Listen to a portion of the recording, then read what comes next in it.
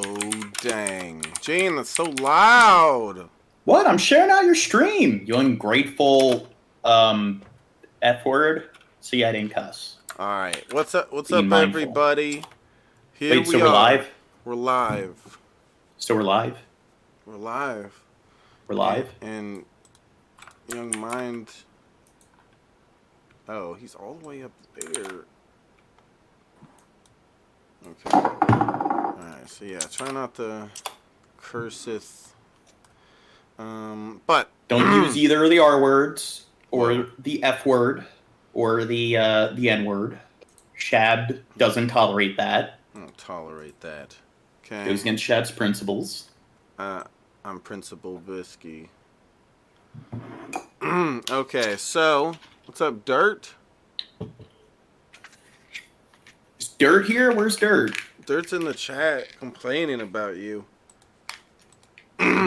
Rightfully My so. bad. I went to go get some onion rings. See, I almost called him the B word. I called myself. Okay. Alright, so everyone hit the like button for me. Hit the cool guy like button. We're gonna cover a cool guy's story. Oh, and Timmy gifted a sub because we're live on YouTube and we're live on Kick. Timmy gifted a sub on Kick like a boss to Quib. So Yeah. what's up? What's up, Arnie and Wait, you're live on both? Yeah, I told you I was gonna do that earlier. You can do that on like OBS, or are you using Restream. There, Kick's on Restream. Oh, it is now. Hey. Yep. Yeah. Yep. Gotta log Yes, into my sir. Restream to look at that. Log into your mom's butt. So everyone, hit the like button. I'm gonna take a dab before we get this started, and everyone that's watching this, like, there seems to be a good amount of people that come and watch these streams for the first time after they get uploaded and everything. And so anybody that's new, just understand that we make lots of jokes on here. There's some crude humor and stuff, but it's all in good fun. Just trying to have a good time, right, Gene? Yes, Right? saying unethical things is really entertaining. See, Gene gets it. He's smart. We love making fun of press groups, Whoa. but we're just joking. Yep. Okay. What's up, Drunken Crow? The cool guy. Not that guy. He's the coolest. So I'll take a dab and then we'll get this started. Gene, get your dabs ready. Get all your dabs ready. I got my water with my LMNT electrolyte mix. It's got 200 milligrams of potassium, 60 milligrams of magnesium, and 1,000 milligrams of sodium. If you don't have a good balance of electrolytes, you have issues peeing. So my doctor recommended this so I can empty my bladder more easily, because I've been having a hard time with that. Yeah. That's awesome. You retain a lot of urine if you don't get all your electrolytes. Dang, Gene. Bing chili. Gene's educating. What's up, Toad? Edumacator. He's an edumacator. It's true. Princess Toadstool. Are we going to watch the Mario Brothers movie? Oh. I guess we could at Oh. some point. We could. Oh. Watch it on Kick? I don't know how far you should try to push it with like What, the 80s Mario Brothers movie? With Oh, Bob I thought you were Hoskins? talking about the newest one that Hoskins? just. Yeah, we should watch that too. But all right, let's get this started. Take a Screen's stab. buffering on your end. Yeah, I know. You're sharing it. When two young men suspect a member of their own circle may be their friend's killer, they collaborate with law enforcement and go undercover to capture secret recordings. Why did he say that? Why did he say he just wanted to talk to me? What the What the Oh my god, Oh, what you got? Leave your hands out of the vehicle! Beloved cheerleader Emma Walker was just a few months into her junior year at Central High School in Knoxville, Tennessee, when her life met a tragically abrupt end. Initially, it seemed it was some sort of terrible accident. There was no other way to explain it. However, Trubisky. investigators would soon untangle a twisted web of Did lies. you know and that cheerleaders, they suffer more injuries than any other group of athletes in high school? Yeah, well, yeah, that's one thing Yeah. about it that's interesting, because it's like, think of being one of them. Think of, like, having two of your friends take you and throw you up in the air and catch you. You like, do flips and stuff, and then they catch you. Like, for one, you gotta, you're putting a lot of dependence on those friends. It's... Ooh, that's, so if there's a little Mean Girls drama, one of your fellow cheerleaders, you don't like Brittany? Yeah. oh, God. You just say it was a slip Brittany up. and It was an Tiffany. accident. But yeah, it's an extremely dangerous sport because they're girls, and because they're girls and they're they're just supposed to be eye candy or whatever. They don't Guys can't be cheerleaders. I mean, Bush was a cheerleader when he was in. Guys I are think he was mostly there as cheerleaders to be the person throwing them because that takes muscle. Oh. They're not. So girls don't have muscle? Shut God, up, look Gene. at how Shut sexist up, that is. Gene. What? Woke Gene here. No, but do you know what one of the big reasons is why they're more likely to face injuries and so forth? Because they don't have any protection. That's what I was getting Well, to. then- The eye candy stuff. Why? Because they're fragile. Well, you're saying with like it being a sport, feminists, a lot of them obstruct it being classified as a sport. So a lot of the people that coach cheerleading, they don't go through the same level of training I guess they don't need the same qualifications as people that are coaching like football teams or other types of sports teams. So that's one of the big things that results in them. There's much less like restrictions and so forth and fail safes because of that. Like when it comes to the policies, so they're more likely to suffer injuries, and a lot of it has to do with feminists not being big fans of cheerleading because it's sexist and it's not it's not really a sport. You think they're getting proper training? Well, it's the fact that it doesn't have the same kind of policies that other like sports have when it comes to the qualifications that the coaches need, and I guess the kind of safety equipment and stuff, like them having mats or things like that.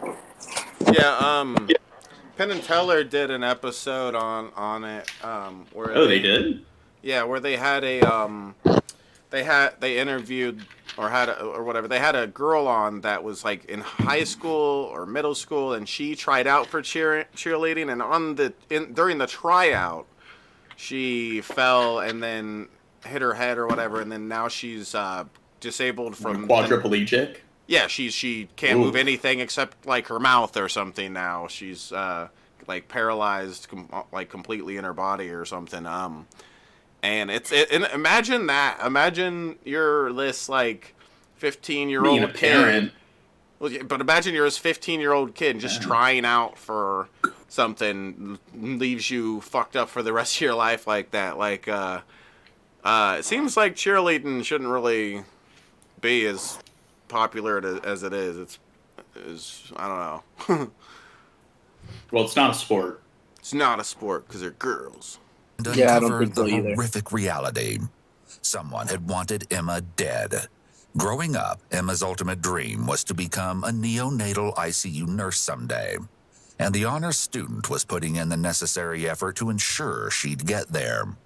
She was making the most of high school, and her innate ability to excel in her endeavors was also exhibited in her role on the cheerleading squad. Her third year had just gotten underway, and she was loving it. Then, the morning of Monday, November 21st, arrived. Like she'd done so many times before, Jill went to her daughter's room to wake Emma for school around 6 o'clock. Right away, it was apparent that something was terribly wrong. I just tried to wake up my daughter for school, and she has no pulse. How old is she? The mother killed her. 16. You said that she's non-responsive? Yeah, her tongue's hanging out of her mouth. Stay on Stay on the line. I'm transferring you to rural metro. Here. Word of the I got a mysterious theory. tragedy spread quick. The mother was envious of her daughter. The mother always wanted to be a cheerleader, so she poisoned her daughter with ricin in her sleep. Okay, Now, It's like I'm drinking gonna with ricin. Let's go deeper into this. A hypothesis. I think What's her that? boyfriend did it. I think Mum took her out of the picture to get the boyfriend. No, here's what happened. Okay, she was in her room and she was practicing cheerleading, and she did like a flippy trick, and then she landed in the bed with her tongue hanging out, and then she died. That's just goes to show how cheerleading. Well, is she didn't die horrible. right away. Her mother saw her there, and she's like, you know what? I'm gonna let this happen. Oh Have you God! ever- Okay, huh? Have you ever got kneed in the face by doing a backflip shab? Oh yeah, it's happened to me several times. What?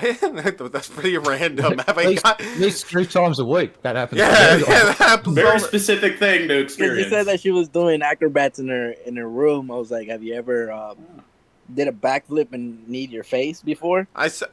No, my Yeah, I idea do was that she. backflips all the time. and My I idea was knee that she myself. hit like the bunk of her bed, like the a part of her bed or something, and I. And then Shut blood up! started You spewing ruined out of her ear. the joke, young man. Spank him, Timmy. No, but it's either the boyfriend, the Fendo, dad, the boy. the mother, one of the siblings, one of her other relatives, or one of her other friends that she knows, or one of her neighbors. That's what I think. Or these 20 other people too that Yeah. she knew. I think we're figuring it out, Gene. Yeah, We'll have cracking this. the code. We're Somebody. we're cracking the case.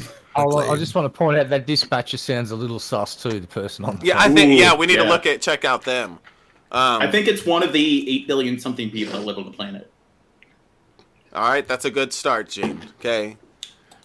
Among those hit Gotta narrow it particularly down. hard by the devastating news of Emma's death was her boyfriend of 2 years, Riley Gaul. The two had first met in the fall of Emma's freshman year at Central High. She was the only freshman to secure a spot on the cheerleading squad.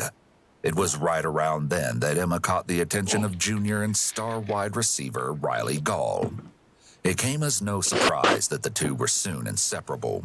A steady stream of posts with photos saturated their social media feeds, documenting the fun times they shared. There were collages such as the one that read, "Look how lucky I am," posted by Emma in May of 2016. By the time that fall of 2016 rolled around, Emma and Riley were 2 years into their relationship. Emma, now a junior, remained a dedicated member of the cheerleading squad at Central High. Though Riley had graduated that previous spring, he stayed close to his hometown and was attending Maryville College, where he quickly made a name for himself as a wide receiver on the football team. Then, just a few months into the new school year, young Emma was gone. As routine procedure goes, the Knox County Sheriff's Office immediately began speaking with those closest to Emma. Riley was brought in that evening on the outside chance that he might be able to aid in the investigation. Based on a tweet from earlier that day, he was very distraught, and understandably so. "That's my beautiful Emma. Rest easy now, sweetheart," it read. And it just so happens, word has gotten back to law enforcement that Riley has some particularly eerie information to share. Apparently, Emma had been receiving threatening text messages from an unknown source during the course of the previous weekend. It's one of the detectives rivals. start with brief introductions, then get a technical matter out of the way. The Did following you footage has see- been analyzed by a qualified team, including Did you see the one news story where the one mother of the cheerleader, like, she sent a deep fake to the coach of the other, like, daughter's competition, like doing the vape or the drool or something? Yeah, I To remember try to hearing get her- about that, yeah. Yeah, yeah, that's crazy. It's one of the other cheerleaders, or the one of the Karen soccer moms of the other cheerleader. Yeah. a licensed attorney, a licensed clinical psychologist, a former licensed professional counselor, and a licensed professional counselor. Before we get started, I understand you're not under arrest right now. You came down on your feet and with your granddad and your mom. But because you're in a secure area, I have to read you your rights, okay? Because basically if you're in a position that you can't get up and leave and get out on your own, they technically look at that in court as being in custody. But understand you're not in custody. I've not put handcuffs on you. I've not told you you've been charged with anything or anything. It's just a formality. After Riley has read his rights, they engage him in a bit of small talk and efforts to build rapport, establish a baseline, and make him feel comfortable. While we're waiting on him, tell me a little bit about yourself. I know obviously you played football at Maryville College. I'm assuming you played football in high school. Well, hold on. Just want to point out one thing. This young man has his parents have actually made the boo-boo here. The parents should have a lawyer sitting next to that kid. That's not legal advice. I'm just pointing out the blatantly obvious. It's like, yet again, no legal representation. Yeah. Always. Is he under Always. 18?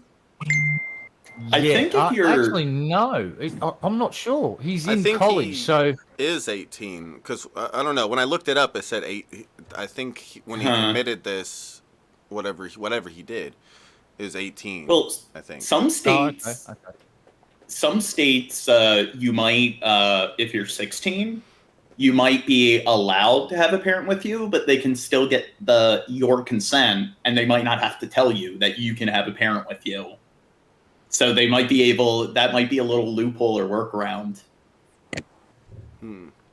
Yeah, but I think he is 18 at this time.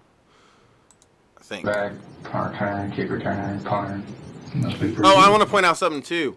He's a jackass motherfucking football player. I just want to point that out. Okay. Yeah, I played football in high school. Yeah, whatever. A lot of them are stuck-up rich kid bastards. I was Okay. told Pimpy said that. Yeah. Well, Yeah. I said a lot of them. Okay. Some of them are poor bastards.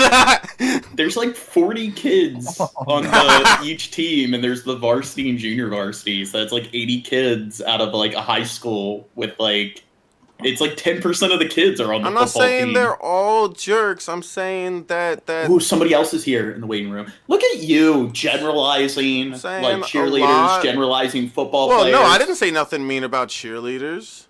You said that the women cheerleaders can't like throw the other ones up in the air because they don't Well, I have the said it's muscle. dangerous. I was respecting And their. you said just girls. You forgot to acknowledge that men can also be cheerleaders. No, I already said George Bush And then when I was. No, I said George Bush. Okay, and I said yeah, because of muscles. And then you said that's sexist. And then I said you're dumb. You're like implying that women don't have. And then I enough said you're muscles, dumb. right? And then you're saying that Dirt. all like football players are pieces of shit. Not all, just Close in a voice chat. dirt. The like, I don't see him anywhere. Oh, can you guys stop going all the way over there? Go to the.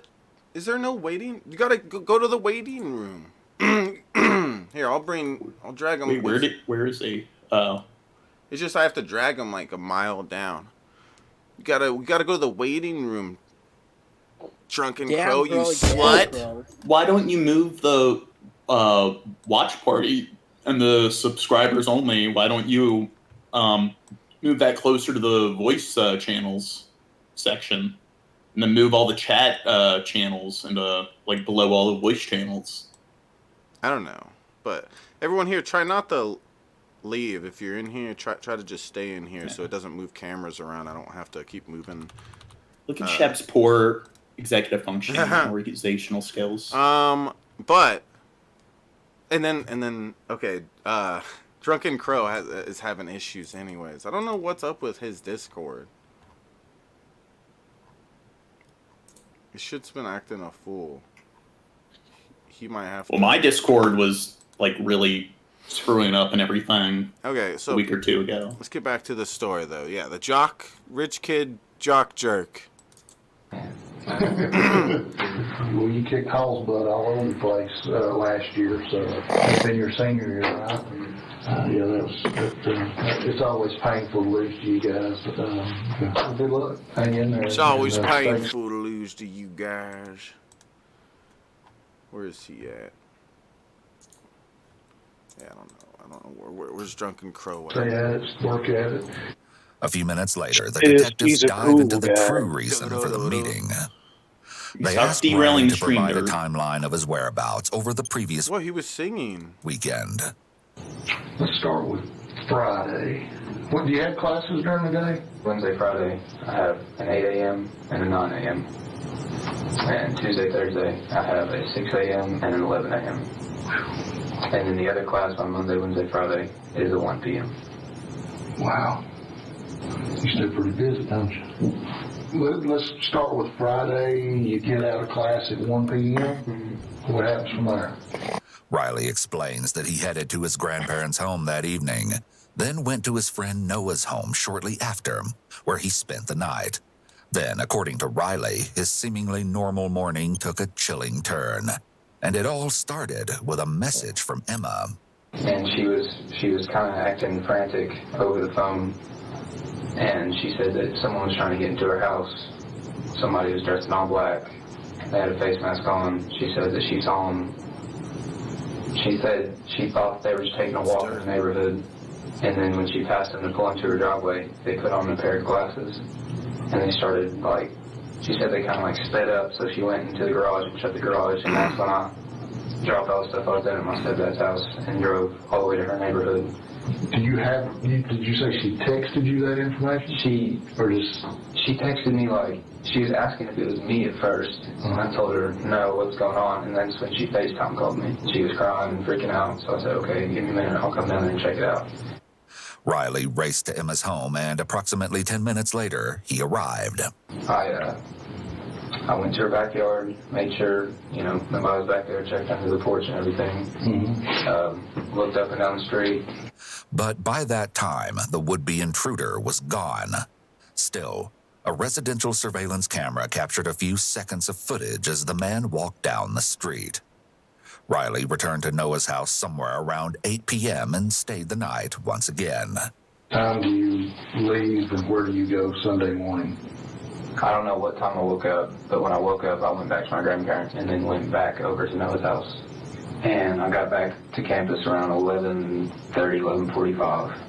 Naturally, the college freshman had left his homework until somewhere around midnight Monday morning.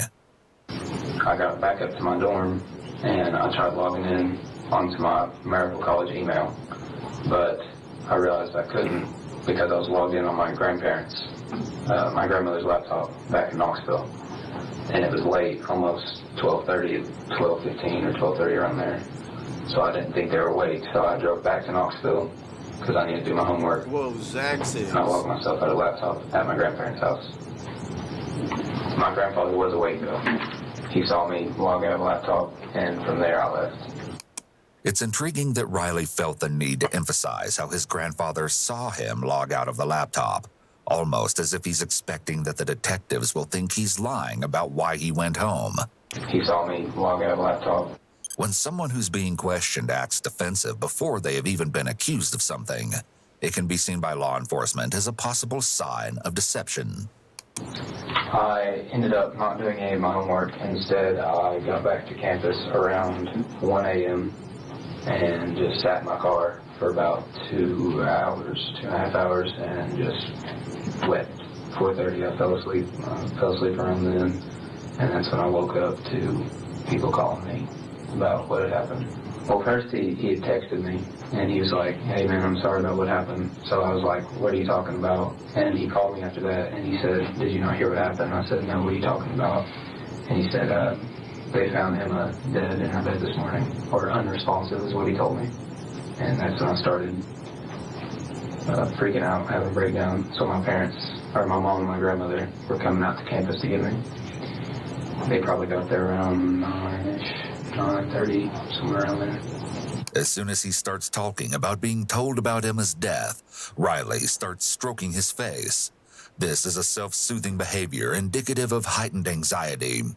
This could be because the topic is distressing for him, which would be understandable, or a hint that maybe something else about the topic makes him nervous. Although some dismiss nonverbal analysis as pseudoscience, and whether or not the viewer agrees with it, it is used by the FBI, CIA, and police during interrogations, which is why we include it. When the CIA is interrogating an individual, they look for clusters of 3 or more indicators that occur in either quick succession or all at once. These indicators can be signs of discomfort or uncertainty in what the individual is stating, Rather than indicators of deception, it's extremely important to note that you cannot detect deception through nonverbal analysis alone. Okay. So then once your grandparents got you and you went back to their house? My mom and my grandmother, yeah. Yeah. Is that, they came got you and that's where you went? Back to grandparents? I spent all day at my grandparents' house today. Until now. Gotcha. After a comprehensive run-through of Riley's previous weekend, the detectives transitioned to the sensitive subject of his longtime girlfriend's unexpected death. Perhaps Riley can provide something for law enforcement to go on. A detail that may seem insignificant to him may be the very information needed to crack the case. Tell me what you know about Emma's passing. I know there's been all kinds of rumors and speculation. What have you heard? I've tried to tune all of it out because I've heard so many different things. I've heard she just passed in her sleep. I heard she tried to commit. I heard a stray bullet came to the wall, but that made no sense to me because it's her room. If a stray bullet hit the wall, it would have to be from the backyard because that's where her window is. I don't know. That one didn't make sense to me, but those are the main three. Who have you talked to? Where have you heard these rumors about passing in her sleep and all that stuff? I've had a bunch of my friends visit me today at my grandparents' house, and they would just tell me different stuff that they've heard from different people. Okay. Riley has been fidgeting and spinning his seat throughout the interview so far. But as soon as the detectives start asking about Emma's death and the rumors surrounding it, he also begins picking at his fingers, which is typically an anxiety response. Okay. Do you remember who told you the stray bullet? Yeah, it was actually about an hour ago when he showed up. His name's Jacob. How do you know Jacob? We've been friends since second grade. Did he say where he heard the stray bullet theory? No, he said it was the same thing, like hearsay. He said he probably said that didn't sound right to him either, but... Horrifyingly so, it seems that the detectives are beginning to consider that the killer could be hiding in plain sight, disguised as a grieving friend. Perhaps they even paid Riley a visit in an attempt to avoid suspicion, simply playing the part of another young mourner expressing condolences to the longtime boyfriend of the deceased. Detectives have collected potential leads in Riley's visitors from earlier that day, and with this, the entire trajectory of the investigation has drastically changed. Can you think of anyone that would want to hurt Emma? Not off the top of my head, no. Because, She had any enemies? No. She had no enemies that would want to hurt her. She had high school drama enemies, but, just girls she didn't like, but... High school drama enemies. She What do you think? I think It's another cheerleader that she was competing with for a scholarship. I think it was the That's what happened The with the detective. cowboy incident with that cowboy girl that killed another cowboy girl because she wanted the spot. whoa, cowboy girls. They're Yeah. dangerous. Don't be messing She was with a them cheerleader. cowboy Cowgirl guys. girls. Them Cowgirl cowboy boys. girls. I think it was a local policeman, because like Gene said, police are jerks. Yeah, they beat their wives and kids all the time. Whoa, Gene. What? Yeah, Whoa! True. She was very likable. She didn't... What? Dirt. That's a statistic. Yeah, dirt. Yeah, Gene, you have a very high statistic of killing women. Yeah, Gene. Well, here's the thing. The statistic of cops being more likely to abuse their spouses and children, that's actually backed up through research. Yeah, dirt. It is a fact that if you are married to a cop, you're more likely to be a victim of spousal abuse than being married to somebody of any other occupation. Yeah, Timmy. And that's not speculation. There's hard facts and plenty of research and data and statistics Yeah, Red Eye. that support this. All right. Well, Oh, I've been corrected. Wow. Or is it just that statistically, an abusive parent who happens to be a cop is more likely to get in trouble because the kid is more likely to go to the police knowing that you're a police officer? No, because the cops usually protect each other. Lies, Gene. Look at you. You'll find any way around it. And she was friends with most anybody that she talked to. The last time you talked to her, you said was Sunday? Sunday night. Did she make any comments about anybody being mad at her or upset at her or anybody want to hurt her? No, but the only thing that I thought of was whoever the person was at her house Saturday morning. That's the first thing I thought of when I heard that she had passed this morning. Then, a completely unexpected revelation is brought to light, and it changes everything. You got people that are mad at you, that are trying to hurt you or anything? Not that I know of, I don't know. And nobody's tried to kidnap you or Kidnap me. Yeah. Repeating the question can be a red flag to detectives. It could mean that the person being interviewed needs time to think about their response. A deceptive individual likely wants to prevent awkward silences after a question, as that could seem suspicious. However, if they need a moment to consider what they should say, they might repeat the question to fill that conversation gap. What's it about? I didn't want to. I'm sorry, I just didn't want to talk about it because it was traumatizing. I didn't know what to make of it. And that's pretty important for us to probably know. I mean, somebody trying to kidnap you. But I don't know, like, I don't know anything about it. Notice the weak movement Riley makes here.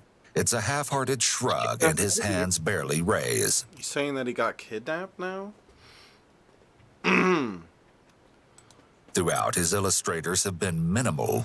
We don't have anything of him before the interview to really compare to, but it's an atypical behavior for people in general to have such weak nonverbals. Illustrators help people make points while they speak. In contrast, restrained gesturing is believed to be a telltale sign of deception. When did this alleged kidnapping take place? Friday. This past Friday? When did that happen? Sometime tonight. I just don't know. I don't remember much about it. I just remember two guys.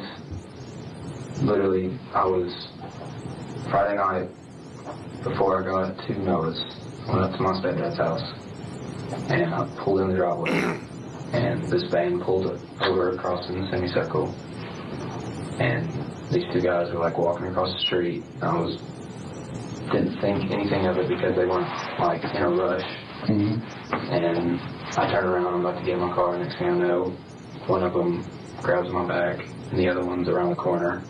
And they just like put their hands over my face and just took me to their van or whatever. Finally, we see Riley use larger Their hands? nonverbal indicators. They just put their hands over his face. Okay. That's very, like, you would think he'd remember the part of, like you'd expect, like, a bag or something over his face, for one. And two, you'd expect him to remember that. So it's really odd. They put, like, their hands over my face. Well, maybe it's dissociation, Chad. Yeah, I guess. It sounds real weird. Sounds like he didn't think through this lie he's telling, it seems. His palms are up, in a position usually indicating that he's asking to be believed or trying to be convincing. But they don't fit with his words. His hands just sit there for quite a long time, with no words to go along with it. And then what happened? I don't remember much. They just had me. I couldn't see anything. They had something over my eyes. I haven't told my mom or anybody about this. Oh, really? No. Why not? Terrified. So, I mean, you ain't got any money? No. You gambling, Dad? You gamble? No. So these guys just randomly picked you out for no reason? I guess. Riley's account sounds a bit questionable, especially because he doesn't give a clear reason as to why he can't remember much of it. He's also left out any mention of his feelings during the event, and only mentions being terrified to justify why he hasn't told his mom about it. Most people who are telling the truth about something major, such as being kidnapped, will express what their emotions were at the time. This is because their emotions are tied to the memory of the traumatic event. When someone leaves these details out, it can be a red flag for possible deception. But the question is, what could he be leaving out? I was terrified. So scared I was when this happened. They just said that he's not telling them of their emotional state. Well, he said he's terrified once or twice. It's like, now obviously he's fucking like. Sometimes this narration, it just I sit here and go, what? But okay, knock yourself out, narrator. Well, that part makes sense. It's just like if you were telling a story of you getting like something horrible happening to you, you're gonna be emotional when it's saying it. It's gonna be a little hard for you to. If you got kidnapped, it would probably be a little harder than this for you to tell me like Shabisky. The last Friday, 2 guys kidnapped me, threw me in a van. It was fucking terrifying. Like you'd be. Like, he's just showing no emotion at all. That's what... Yeah, no, all right. That's a good point. But, yeah, this dude's definitely withholding information. Like, if this kidnapping story... It's like, why would someone try and grab the fucking... Yeah. This is one of those... a lot of sense. This is one of those things where the people try to come up with some elaborate lie, and it's, like, horribly thought through. Just horrible from the get-go. Like already, I'm sure we'll see it more. But Do you it's think like you can come up with better lies, Shab? Yes. It seems like they make it in the last minute. I could do better than this guy. I was abducted by aliens. They stuck things in my butt. Instantly more believable than this dude's story. There you go. Dude, I saw it. He sent me pictures of green slime coming out his asshole. I know it's true. Crow's back. Yeah. Like if you're gonna commit it doesn't mess up. If you're gonna well, commit I guess a it doesn't crime, matter at this point. It's fine. What's up, drunken? What are you saying, young man? It's like if you're gonna commit a crime, learn how to lie beforehand or make up a story beforehand. Don't teach people how to be criminals, you bad boy. You gotta be pragmatic. You gotta apply forward thinking. You gotta determine what you're going to say to the detectives when they interrogate you. Write things out. Should maybe take more than like 3 seconds to think of a stupid ass story. Like this guy is horrible. Do you think there's a correlation between being a criminal and being a dumb fuck? Yes. At least this kind of criminal. This kind of criminal. Like somebody who's just blue collar criminals. Like there's people out there committing crimes every day and making a living off of it. There's smart criminals, and then there's people like this who are like. For one, if he was a drug dealer in the first place or something, he'd probably get caught in the first week or something because he's fucking stupid. But, like, the fact that you even make this kind of choice, like, I'm going to kill my girlfriend because whatever, I mean, that's what seems to be the story going on here. It's like it just shows stupidity. Like, because you know, when you, even if he hated his girlfriend, whatever it is, you know, like, he could break up, you know that him killing her, you know that making that choice to kill someone is a big choice you're making. You're most likely going to get like in trouble and caught, and that means like half of your life down the drain or whatever. It means like you're gonna spend a huge amount of your life, maybe the rest of your life, if you're an old bitch like Red Eye. Okay, sorry. I mean, yeah. Get off me alone. But yeah, it's just the stupid. My point is the stupid life decision right there just shows how fucking stupid they are. It's like it wasn't even something where like they get paid to be a hitman or something either. Probably it's probably just like, oh, I was mad at the bitch. Like this caught her dumbass messaging yesterday. some dude or something. No, there's like sadly yesterday a paramedic, a guy, he's 29 years old. End of his shift, they stopped at McDonald's to grab coffee. Some random dude, just a random interaction, just stabbed a guy to death. Like stabbed like the ambulance guy. The people that save you when you get stabbed. This dude went, yeah, I'm having a bad day. Oh, just went and turned him into Swiss cheese and ended him. Just randomly. not a smart boy, because basically the police came and just grabbed him and went, "Yeah, come here, you." Yeah. It's not so. Yeah, I think Shab's making a good point. A lot of people that do this sort of thing, not a lot of pre-thought goes in, or planning, Yeah, especially or a drop of intelligence goes anywhere near these. Yeah, especially if you're like a more clear-minded person. Like I'd say the person that you're explaining sounds like they might be like some drug addict on the side of the street that their mind's out of it and stuff. But this guy, you can have a conversation with him and shit, and you could tell that he's a level-minded person when it comes down to it. He's not like fucking having psychosis or something, going crazy. But yeah, like. Yeah, stupid life choices. This is the kind of shit Gene does when he disappears for weeks. Okay? Red Eye, that EMT that died, sounds like he was shit at his job. Oh God, yeah, he should have been like he should have been like sewing it up as they were doing it. As they were No, I heard the radio report, his partner reporting in, and it was this dude went ape shit on him, and like I said, he Swiss cheesed him, multiple arms, torso, wasn't. Yeah, tragic stuff, dude. He's 29. Yeah, that's sad stuff. That's lame. People to do that kind of shit. This guy, I still don't know whether, because now has he pissed off someone? Is there a third party involved here that was pissed off Gene, or no? Yeah. The girlfriend pissed off Gene, or no? He pissed off Gene, and then he took out the girlfriend in response. I seen a fight in real life. Wouldn't lay off when somebody sliced a person with those box cutters, those stainless box cutters. Yeah, I seen someone get sliced up with one of those. Horrible. Sorry about that. Yeah, that sucks. Night, Emma had attended a gathering. It was at a public event, though. Oh, I'll tell you, the most gruesome one in Australia I've heard is a dude got the forever sleep, but these geniuses thought, you know what would be a really good idea? Let's feed him into a wood chipper, and they basically just sprayed evidence all around the fucking area. Police came in and were picking up fragments of this dude and bagging it. It was like they're all well and truly having it. They learned that from TV and cartoons right there. That's Seriously? That's just like a generic thing that happens on films and stuff. That idea that something like a body gets put into a wood chipper and yeah, and they tried to make it like it was an accident, and then he fell in there accidentally, and then like the cops are just going, no, he's been dead for a week.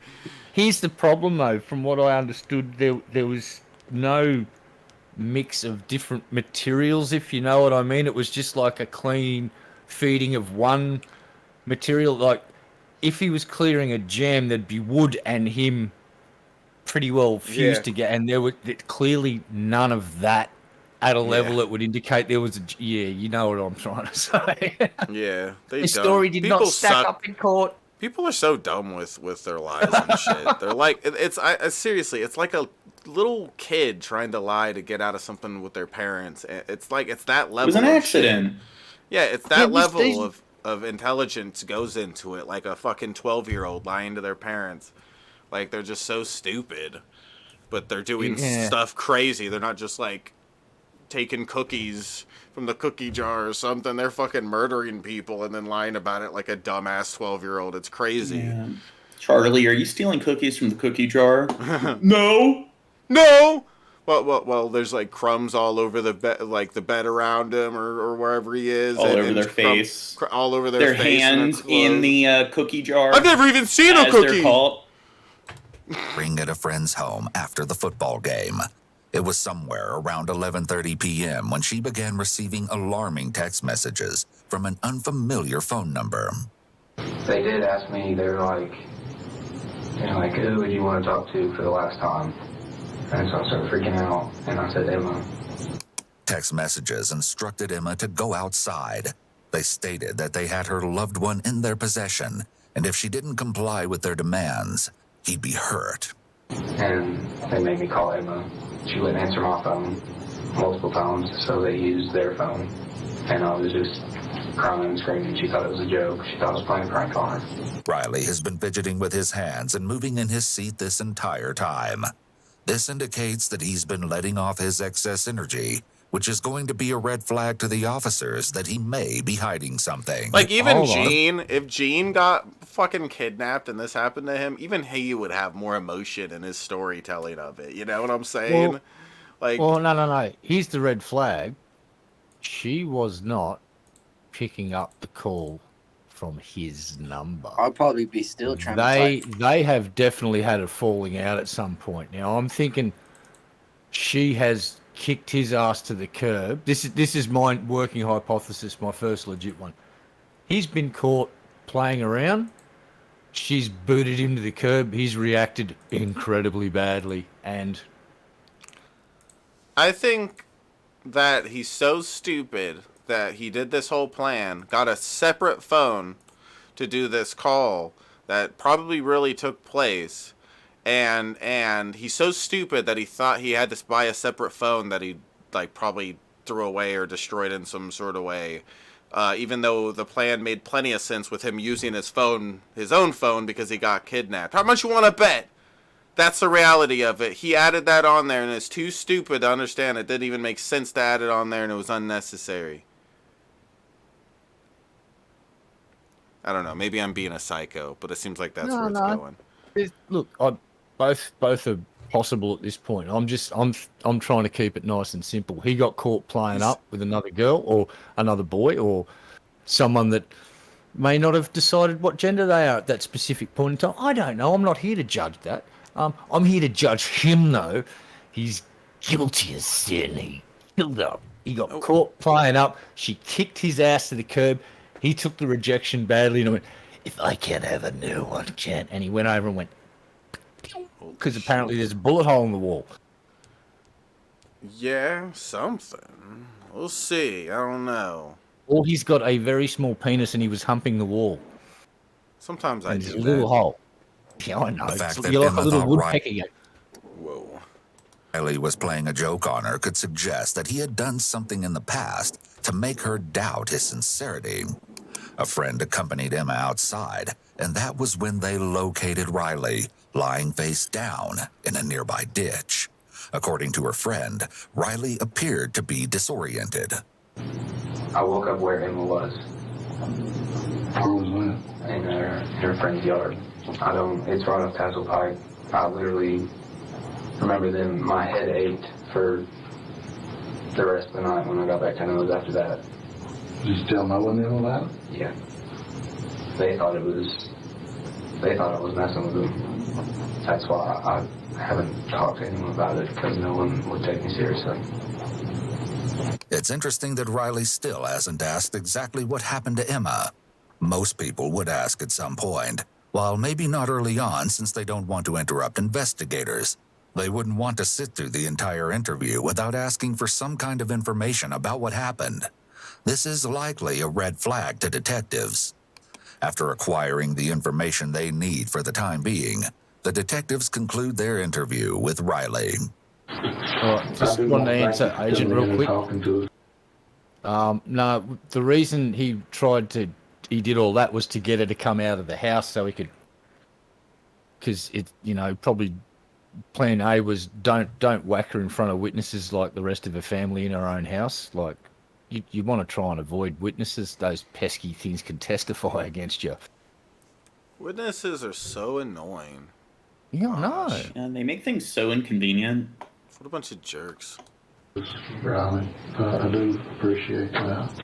It's clear that investigators know Emma didn't take her own life, but instead believe something far more sinister occurred. Though the information hasn't yet been made public, they're aware that Emma died as a result of a single gunshot, the bullet having traveled through the exterior of her house before striking Emma in the head. Somewhere around this time, law enforcement is approached by friends of Emma who strongly suspect they know the identity of the killer. They want to assist in the investigation. In fact, they believe they can get their hands on the very weapon that might have been used to murder Emma earlier that same morning, if the rumors that she died of a gunshot wound are accurate. You see, the person they suspect is also a close friend of theirs. In addition, one of the teens has recently witnessed something quite coincidental. The suspect had recently acquired a firearm. In fact, he'd gone so far as to show it to one of them. With the friends having come forward, the idea that the killer is among them has gained even more credibility, disturbing as it is. Despite the potential dangers of which they're warned, the amateur detectives opt to go through with the sting operation on November 22nd, just one day after Emma had died.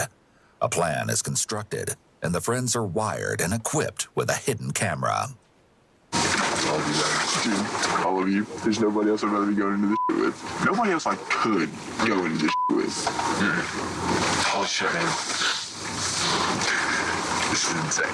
Just go do your thing, guys. All right. Hey, everyday life, man. Everyday life. Go do your thing. Let's go play some Modern Warfare. There you go. This is just another day, man. Yeah, look at that fog. Is that light still on? Yeah. Yep. Okay. Guys, do your thing. Thank you. Thanks, guys. And with the short briefing from detectives, the precarious mission headed by a brave couple of teens is underway.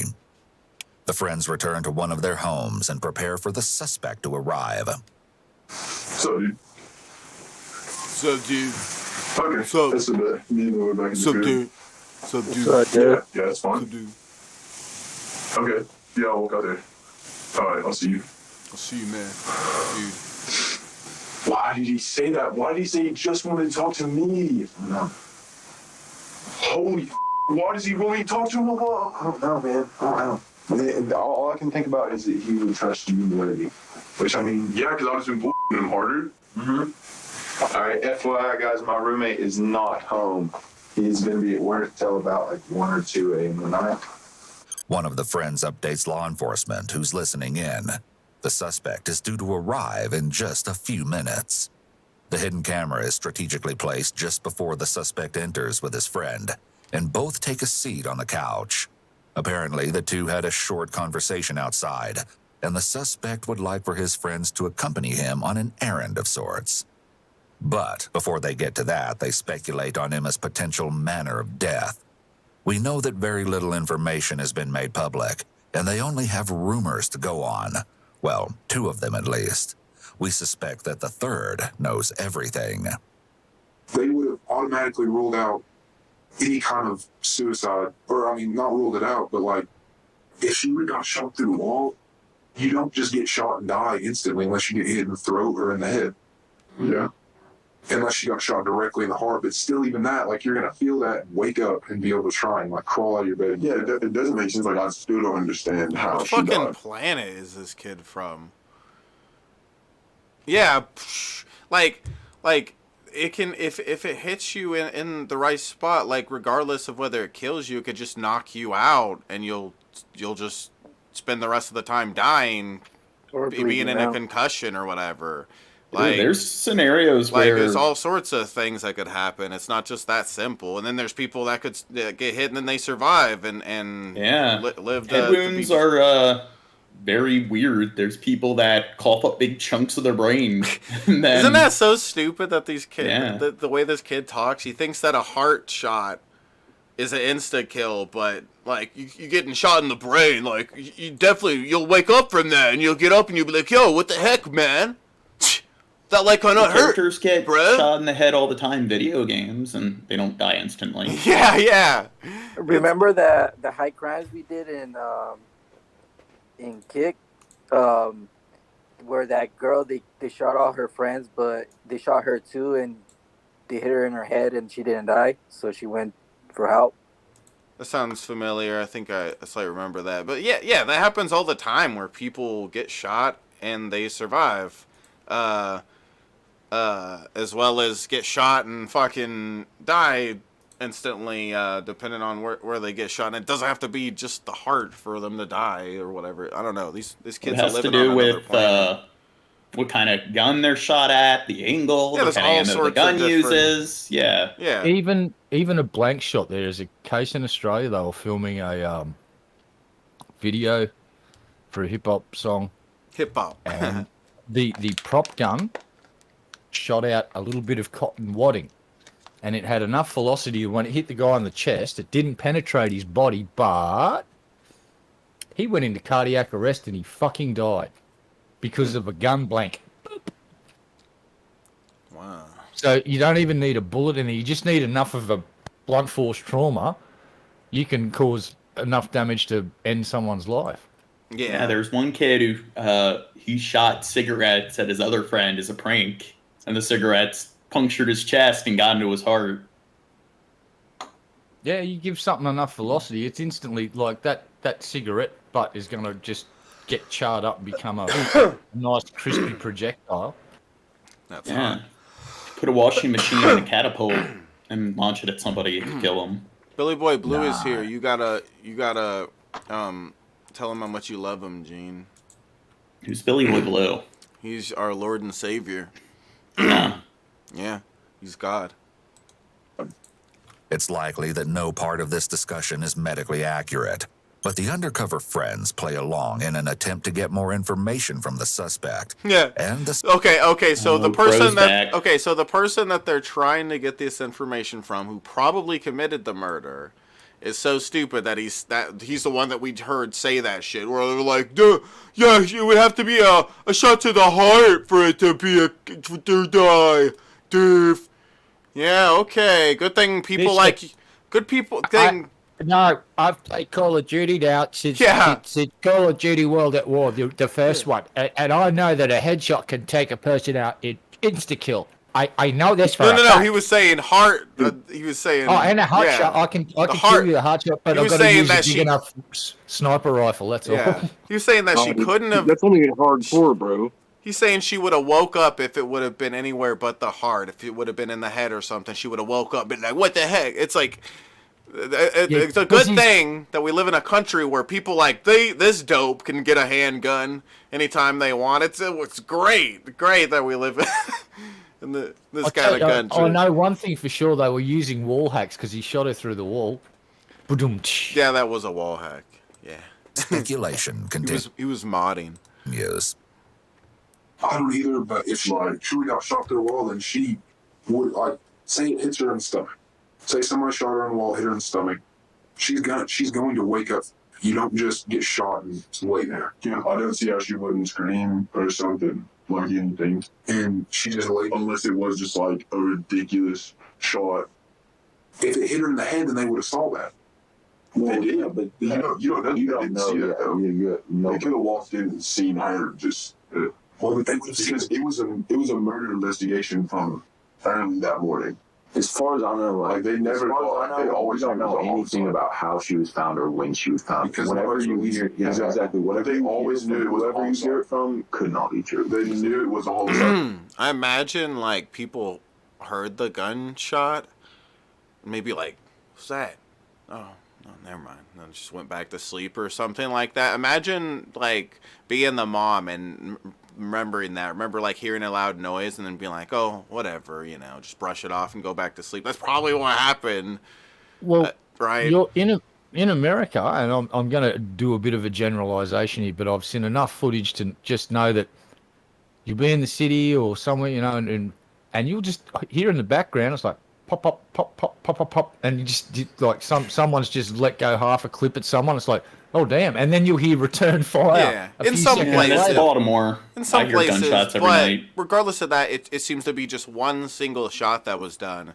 And so I'd imagine in my life, if I just heard one single backfire. I might think who knows what that noise was, and maybe look out the window, be like, oh, okay, whatever, shrug it off and go back to sleep or whatever the fuck, I'm just imagining like being the mom or something that night where you heard a noise and then you just shrugged it off, and then it turns out the next morning, oh, that was my kid dying. Oh, yeah, yeah, that's what that loud noise was. There could be a kid in the neighbourhood with a hotted up V8 that backfires a hell of a lot. Like there's several kids in the local neighbourhood. Yeah, there's all sorts of noises that loud thing could have been. Yeah. And a really spicy car will fucking backfire like a son of a bitch, and it will actually. I've heard a few that I go, fuck, was that a gunshot or was that no? And then I'll see the dude go past sideways, drifting around a fucking corner at like Mach 3, and I go, it's just today's generation driving like it's Gran Turismo. Plus, it looks like in a way they kind of used the house as a silencer there, because I bet it looks like they probably held it up to the house and shot, and that would use the house itself and the wall there as part of the silencer or whatever. Well, you know what I'm saying? It'd somewhat deflect and muffle the sound a little bit, and it wouldn't actually. It might change it enough to make people just go, backfiring lawnmower or equipment or.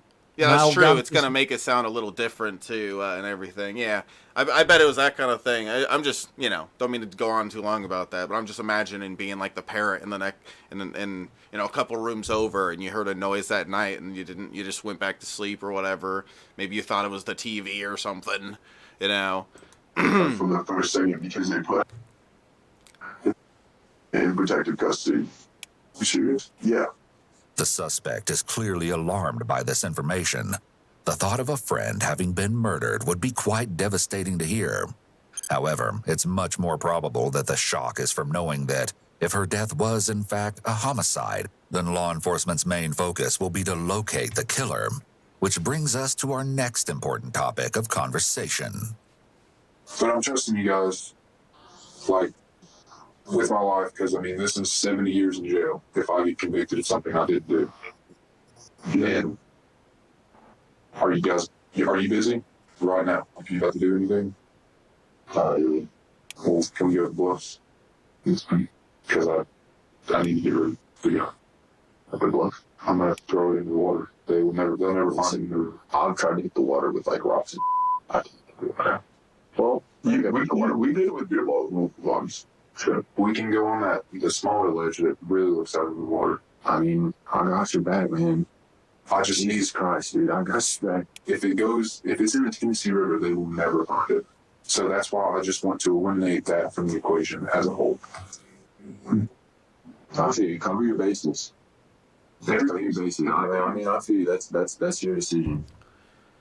I don't get how the story is that she was in her bed and then she got shot and stuff, and then somewhere out of nowhere this story comes in where he's like, yeah, I got kidnapped, they drove over there, we called her. How does that fit in with what they find? I don't get it. I just don't get how that matches up at all with what we're hearing. Hey, Shab, improv's kind of hard. It's got me lost there. Well, do you guys want to go right now? I'm fine. Let me grab a snack. You want hot pocket? I love this kind of shit, though. The cops are sitting there just watching him, I gotta get rid of the gun. You guys want to do it? Yeah, sure. Okay, let's go do it. The cops it's like, I'm hungry. Can we grab a hot pocket before we go and dispose of the murder weapon? Of course, dude. Thanks. You're a real bro. Heck yeah. You, man. We're bros. All right, let's get to it. Hot pocket. What's that? Did you get my order on video? Oh, it actually said I would love a hot pocket. Okay, I didn't catch that. I'm so fucking hungry. So hungry. I'm just imagining the cops are just watching this like it's a Netflix episode or something. Just like, oh yeah, you're gonna get rid of you're gonna put it where? Oh, okay. I've already got a diver in the water with a net just to catch the gun as it hits the water. It's not even gonna hit the fucking bottom. You're going to have divers in there. They'll have 3 or 4 police dogs, $20 for the dude that catches the gun before it hits the fucking bottom. Yeah, they'll be in there waiting for it to float down. Yeah. That's hilarious. Love a hot pocket. After preparing a couple of hot pockets, the teens depart en route to an area that overlooks the Tennessee River, not far from the University of Tennessee campus, known as the Bluffs. It's possible. There's no way in fucking hell I'm going to the fucking Bluffs with a dude that's already fucking put a bullet in someone while they were fucking sleeping. There's just I'd be going, listen, bro, I'm going to cook some more fucking hot pockets while you're up the Bluffs, and we're going to have a real good big mega hot pocket feast. When you get back. To be fair, the cops are following eliminating them, evidence, it does really put you in the craving for some but what hot if pockets. he takes you hostage? What if you know too much? You know he had the fucking murder. It's just like you're witness. This guy's just exponentially fucking himself in the butt at this point. It's just like, I'm just going to get so many people involved in this clusterfuck. It's just like, I'm going to have to kill half the town by the time I'm fucking done here to get away with this shit. It's like, what is this dude thinking? That's what I'm saying, right? I was thinking the same shit, dude. That's Yeah, he's like, gonna. hey man, I need you guys. I'm trusting you guys in my life, man. I need you guys to come with me to the bluffs. I could get 70 years for this shit. It's like, whoa, you want a No, hot this is pocket? what he's gonna do. He's gonna overcook the hot pockets, and then they're gonna die from like burning their gullets. Have you ever overcooked a hot pocket, left in the microwave for a minute too long? The thought of Fucking 7 hurts. years in jail makes me just fucking want to eat a box of fucking Hot Pockets. That's all I'm saying. It's like, what? The thought of going to prison and Bubby using my prison wallet as a fucking penis warmer during those cold winter months makes me want to eat Hot Pocket. To be fair, I think he should just go to prison for eating Hot Pockets alone, because Hot Pockets are fucking disgusting. I agree. All right. Hot Pockets, bro. What was I gonna say? They don't have enough pepperoni no more. People, help with the goal that's up there right now. Help me with the goal, or else. Okay. Well, that the suspect Or isn't else. just looking for moral support here. By a involving his pocket. friends in the disposal of the gun, he's likely trying to protect himself. If he gets them to help, they'll be more likely to follow his plan of lying to the police about what they know of the gun, and he'll be able to hold their involvement over them. They won't want legal consequences for their part in getting rid of potential evidence, so they'll feel more motivated to lie for the suspect. This time. On the side of the street. I'm gonna try to jump the fence, my car, and snatch it. Is what you're here? Well, go around to the church. Oh, okay. All right, I'll be back. If you're not back in 2 minutes, we're coming after you. Less than 4 nerve-wracking minutes later, the suspect returns to the vehicle. I just want to throw it and be done. Oh my god, I can feel it. Like I just don't have attention. I think there's gloves up here too, so I can put those on. I'm saying like the glove. I think there's gloves. Oh, glove shows premeditation. Oh no. Take it out. Crazy. I'll fucking go. I'll carry it up. Gloves on. We'll get to the top. We're throwing the bullets individually. We're throwing the clip. We're throwing the gun. Judging by the fact that the suspect keeps repeating how he wants to get rid of the gun, it seems that he's assuming that getting rid of the gun will mean that police will not have any evidence that points to him. They make one more detour and stop for some gas and fast food. The suspect, seated in the front passenger seat, hasn't allowed Emma's death to affect his appetite. About 15 minutes later, they arrive Like at I the said, bluffs, concealing and evidence a horrifying gives you the moment of munchies. truth has almost arrived. Dude, let me see this thing. I don't know if you should touch it. Unless you have clothes on, I just don't. I mean, they don't have my fingerprints in any database. Hey, dude, bro, you got arrested. Yeah, but they didn't print me. Oh my god. What? This is a real gun. The utter magnitude of the reality has to be overwhelming as they lay their eyes on the very weapon that they believed was used to end Emma's life. Then, seemingly out of nowhere, the teens are rudely awakened to find that they're not alone. What the? What the? Oh my god, man. What the? You guys ratted me out. Everybody put your hands out of the vehicle now! Oh, damn, dude. Yep. Hold what you got. Leave your hands out of the vehicle. Amid the chaos, in just seconds, the suspect will be ordered to exit the vehicle, and all those present are aware that he's in the possession of the suspected murder weapon. If the suspect feels So like do he you has think it was nothing him? left to lose and senses that his friends betrayed him, he may choose to take revenge. Dude. Front passenger, can you hear me? Yes. My hand, open No, he the can't. door from the outside. Open the door all the way. Exit the vehicle. Keep your hands up. Hands up. Thankfully, he's apprehended without incident. Yeah, hasn't you ever watched like The Sopranos, where they always go to some kind of remote location in case of like wires or something? Yeah. It can't be that hard to find the gun when you watch where he threw it in. It seems like they should have let him throw the gun in. And then No, You right. always have to if you're gonna meet up with somebody and just you're gonna seems make like them an it's accomplice, better. It seems like it's better to go the extra route of having to go down and find the gun rather than putting people's lives at risk by doing this. What we're watching here, because that's why he's Well, like I'm open saying- it from the outside and stuff. He's doing all that crazy stuff because there's a gun. He knows there's a gun there and somebody who just murdered someone. But again, wouldn't it make more sense to wait until he threw the gun to do this? Wouldn't it be a safer outcome? It would have been safer, but you definitely... law enforcement don't like to think.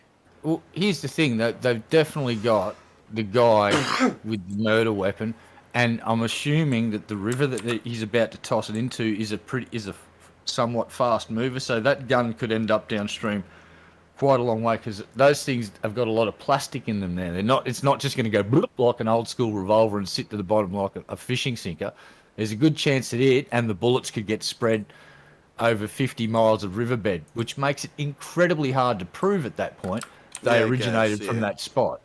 They've got him with a murder weapon in his possession, sitting with two witnesses that have just videotaped the whole lot. This is like a open and shut case. They're dotting all the I's, crossing the T's, and getting all the punctuate. Yeah, those two kids were put at risk. Yeah. But just seems like I'm just thinking that they could have done this a little differently. Yeah, no, you're right. Like, they could have got him at the service like station. for instance, they could have got him at the fast food place. Yeah, they could have waited until he maybe went back. Say they went back home and chilled with him to eat more Hot Pockets, and they tell the two kids to leave the house for a moment, and they leave the house. The cops come in. I don't know. I think there's probably just a safer way they could have planned this out rather than just finding them while he's chilling with the gun in his hand in the car. I don't know. Well, Shab, also, when it comes to taking bugs into consideration, what you're supposed to do is go to some area like a 7-Eleven restroom. Always go to a different restroom every time. Pat down the person. Make sure they don't have any wires on them. I'll pat you. And there you go. And always leave your phone at home. Gene's a professional murderer / drug dealer. He's a pro. Yes. Do you understand? Yes. Do not move your hands. Get up. Out. You got gloves? No. More gloves? Right there. Getting arrested. Right there. Ha. Move the bag back toward your seat. Yep. Okay. Hey, Merritt. Yep. Just pull that bag enough and just to see the serial number. Just to see the serial number. How good do you want to look at this? You want me to start and see her left for a hold and see if we can take care of no on his, I'll call, goddamn right, boys. And with that, the serial number was confirmed to belong to a gun that has, very recently, landed itself on law enforcement's radar. It had been kept under the driver's seat of the owner's vehicle until, on November 18th, when he realized it was missing. And here's where it all begins to come crashing down. On November 20th, James Walker reported his Glock 9mm pistol stolen. Though James and Emma's family share a surname, they are of no relation. James, however, is related to someone else who's very close to the case. His grandson happens to be none other than the grieving boyfriend, Riley Gaul. That's right. The suspect was actually Riley all along. In addition to the firearm, other damning evidence was recovered, including the gloves we heard mention of and black clothing that would later confirm that Riley was likely the suspicious man dressed in black. As it turns out, there's much more to this convoluted story than initially meets the eye. Let's take a closer look into the events that transpired over those 2 years. What you're about to see will paint a picture of a tumultuous roller coaster of a relationship. Ooh, remarkably. Gene, you like that? Tumultuous or tumultuous? What was the word? It's a big word. That's a very hard word. Over those 2 years, what you're about to see will paint a picture of a tumultuous, Gene. That's what I said. It's a big word, Gene. Roller coaster of a relationship. What does it mean, remarkably Chad? Different than it what you means see. Gay. It's very loud. Yeah, gay. All right. So far. It all started when that freshman cheerleader caught the eye of that star wide receiver. We dated on and off for about 2 years until about 2 weeks ago is when she really cut it off. I cut it off in the past before. She cut it off before. Just kind of went back and forth. It would be months at a time, and then we'd have a small fallout, and then we'd get back together. It wasn't far into the relationship before Emma's friends and family began to see concerning signs. Emma's friends observed Riley exhibit behavior that they could only describe as controlling, possessive, and clingy. Riley wanted Emma to himself, and according to Emma's mom, Jill, Riley even attempted to control what have Emma you ever wore. had This sort friends like that where it's just they're very clingy to like one person, and then they get really combative with other people if somebody else tries to be friends with their friend? Yeah. Have you ever known kids that are like that? Yeah. I'm like that. What's that? I'm like that. I get mad when people try to be Trev's my clingy friend's as friends. hell. Yeah. Well, a lot of people do it with their like dating partners or their spouses, but there's also weirdos that do it with just their plain old friends. And yeah. Yeah. What a bunch of dorks. Look at the gap. Well, they in usually this are thing. dorks. Like when I was in like middle school and high school, I knew some kids that did that, and they were kind of weird. I'm jealous of people that have a nice gap like that because it's like a joint holder. You could put your joint in it, and you don't even have to worry about holding that bitch no more. You could play games, just stick it in there. Like that's awesome. I'm jelly. sort of jealousy and possessiveness. Although his gap ain't that big, so I guess it can't hold that big of a joint. Gonna have to make that gap a little bigger. Is typical of It's abusive like, relationships. The Chewing perpetrator tobacco. essentially treats the victim like Gene, a you have a gap, right? Yeah, I don't. Oh, we should give you a gap. You need that to hold joints. possession rather than a human being. It is common for perpetrators of abusive relationships to have antisocial personality disorder. Individuals with this personality disorder often have a need to dominate others. So, I didn't know that people who abuse others usually are antisocial. That's news. I don't know. I abuse others, but I'm pretty social. So I don't know. It's usually neurotic personality disorders, which are the cluster B personality disorders. So the four cluster B personality disorders are narcissistic personality disorder, antisocial personality disorder, histrionic personality disorder, and borderline personality disorder. And they're usually all associated with abuse, spousal abuse, parental abuse. And it's antisocial personality disorder is usually used in conjunction with sociopathy. So in the realm of clinical psychology, being a sociopath and having antisocial personality disorder are pretty much the same thing. They're interchangeable, or they're synonymous. And personality disorders are a combination of genetic and environmental factors. So you develop them over time based on your environment. And of course, there's certain genetics that can make you less prone to developing them. But psychopathy is 100% genetic. You're either born a psychopath or you're not born a psychopath. So psychopaths are born, sociopaths are raised. I'll raise you, Jane. And a third of criminals are sociopaths, have antisocial personality disorder. And it's something like only like 4% of the general population has antisocial personality disorder, but a third of criminals have antisocial personality disorder. And it's something like 1 in 14 people have some kind of neurotic cluster B personality disorder. Erotic? Neurotic. Oh. So when it comes to diagnosing personality disorders, they use the 5-factor personality model. I like erotic. So with everybody, genetically, their personality comes down to that 5-factor model. And there's agreeableness, conscientiousness, neuroticism, openness, and introversion/extroversion. So those are the 5 main personality traits. And people who are to the extreme on certain types of personality traits, they will have a personality disorder. So there's cluster A, cluster B, cluster C. So with like introversion/extroversion, if somebody is too introverted, they could have avoidant personality disorder, or like dependent personality disorder, something like that. And then there's when it comes to conscientiousness, people who have too much conscientiousness can have obsessive compulsive personality disorder. Yeah. Yeah. But apparently everyone, their personality comes down to those 5 core traits. Some people are genetically more neurotic than others. Some people are genetically more introverted or extroverted than others. Some people are genetically more conscientious than others. Lies, Jane. And apparently I'm once... inverted. Yeah. And once you're 25, that's when the brain stops developing.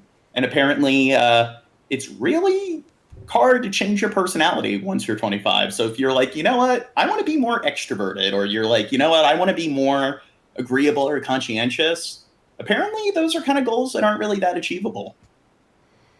Yeah. Yeah. You're lying, Gene. He's lying, guys. Don't listen. I read lots of books on this stuff. Are you flirting with me, Gene? Are you What's flirting with the water guy? The aquamarine man? He's the aquamarine man. Oh, Aquaman. Yeah, that's what I call him, because he's all hairy like This that. guy said the water guy. Yeah. He's like Aquaman if Aquaman, like, You impress was me every anorexic. day, Chab. He's like anorexic Aquaman. You need to eat more beans, okay? God damn it. You surprised me with the names. Eat that more come up with beans, you Aquaman. bitch. Okay, you aqua bitch. Eat more. Alright, back to the story. And use others to fulfill their own. Billy Boy Blue, help me get the Dank Dumpster goal started. If you guys like high crimes, tip, please. Throw a couple bucks through Streamlabs or Super Chat. Own emotional needs. Along with this, Riley quickly became obsessed with Emma and their relationship. Their relationship seems to have followed the 3 stages of obsession. The first is the absorbed stage. The initial attachment is extreme, and everything becomes serious very early on. The obsessive partner places the other partner in a specific role, which is consistent with Riley's attempt to dictate what Emma wore. Next comes the agitated stage. As the relationship progresses, the obsessive partner increasingly attempts to control the other. They text, call, or email numerous times a day. They're jealous of anyone or anything that takes time away from the relationship and attempt to isolate their partner from friends and family. The third and final stage is the aggressive stage, which typically starts when either previously successful attempts at controlling the partner have failed, or the partner has ended the relationship. At this point, the obsessive partner ups the ante. They may suddenly show up to places uninvited. They may alternate between pleas to reunite and vows of vengeance. For some desperate or disturbed individuals, the behavior can escalate to stalking, threats, or physical violence. As it turns out, in the midst of those breakups Riley referenced, he'd send Emma the most vile of messages through social media. Among them, "I hate you, I hate everything about you," and "You're the biggest I've ever come in contact with." The messages eventually escalated to a whole new menacing level, with one in particular reading, Yeah, it's "You're like I'm dead to obsessed me. with I'll you, check the and I'm obituary." constantly calling you and won't leave you alone. When Emma's parents caught wind... Then when you break up with me, you're Hitler. What's that, over Shab? You talked over the last part. Oh. The It's your guy fault for using not his- pausing. I was trying to say something. You bastard. Well, like, haven't we kind of dealt with that with some people where they're like obsessed Yeah, with Shab, dirt. and then they get kicked from the community, and then Yeah, all of a dirt. sudden they harass and stalk Shab, and all of a sudden Shab's a complete and total piece of shit, and Shab's Hitler and everything, and it's like, whoa, you wanted to be on a stream and everything, and then when you're not allowed to be on his streams anymore, you completely hate the guy. Yeah, Isn't that there's funny? some fucking weirdos like this guy that we're looking at right here. But yeah, look at his... He says something crazier in one of his texts. Pay attention. "Everything about you," and "You're the biggest I've ever come in contact with." The messages eventually escalated to a whole new menacing level, with one in particular reading, "You're dead to me. I'll check the obituary. F*** you." When Emma's parents caught wind of this, Riley was understandably no longer allowed in their home. They confiscated Emma's cell phone in an attempt to end communication between her and Riley, but the attempt failed. They advised Emma to break up with Riley, and her friends did the same. However, Emma wasn't ready to cut ties, and she was one to make her own decisions.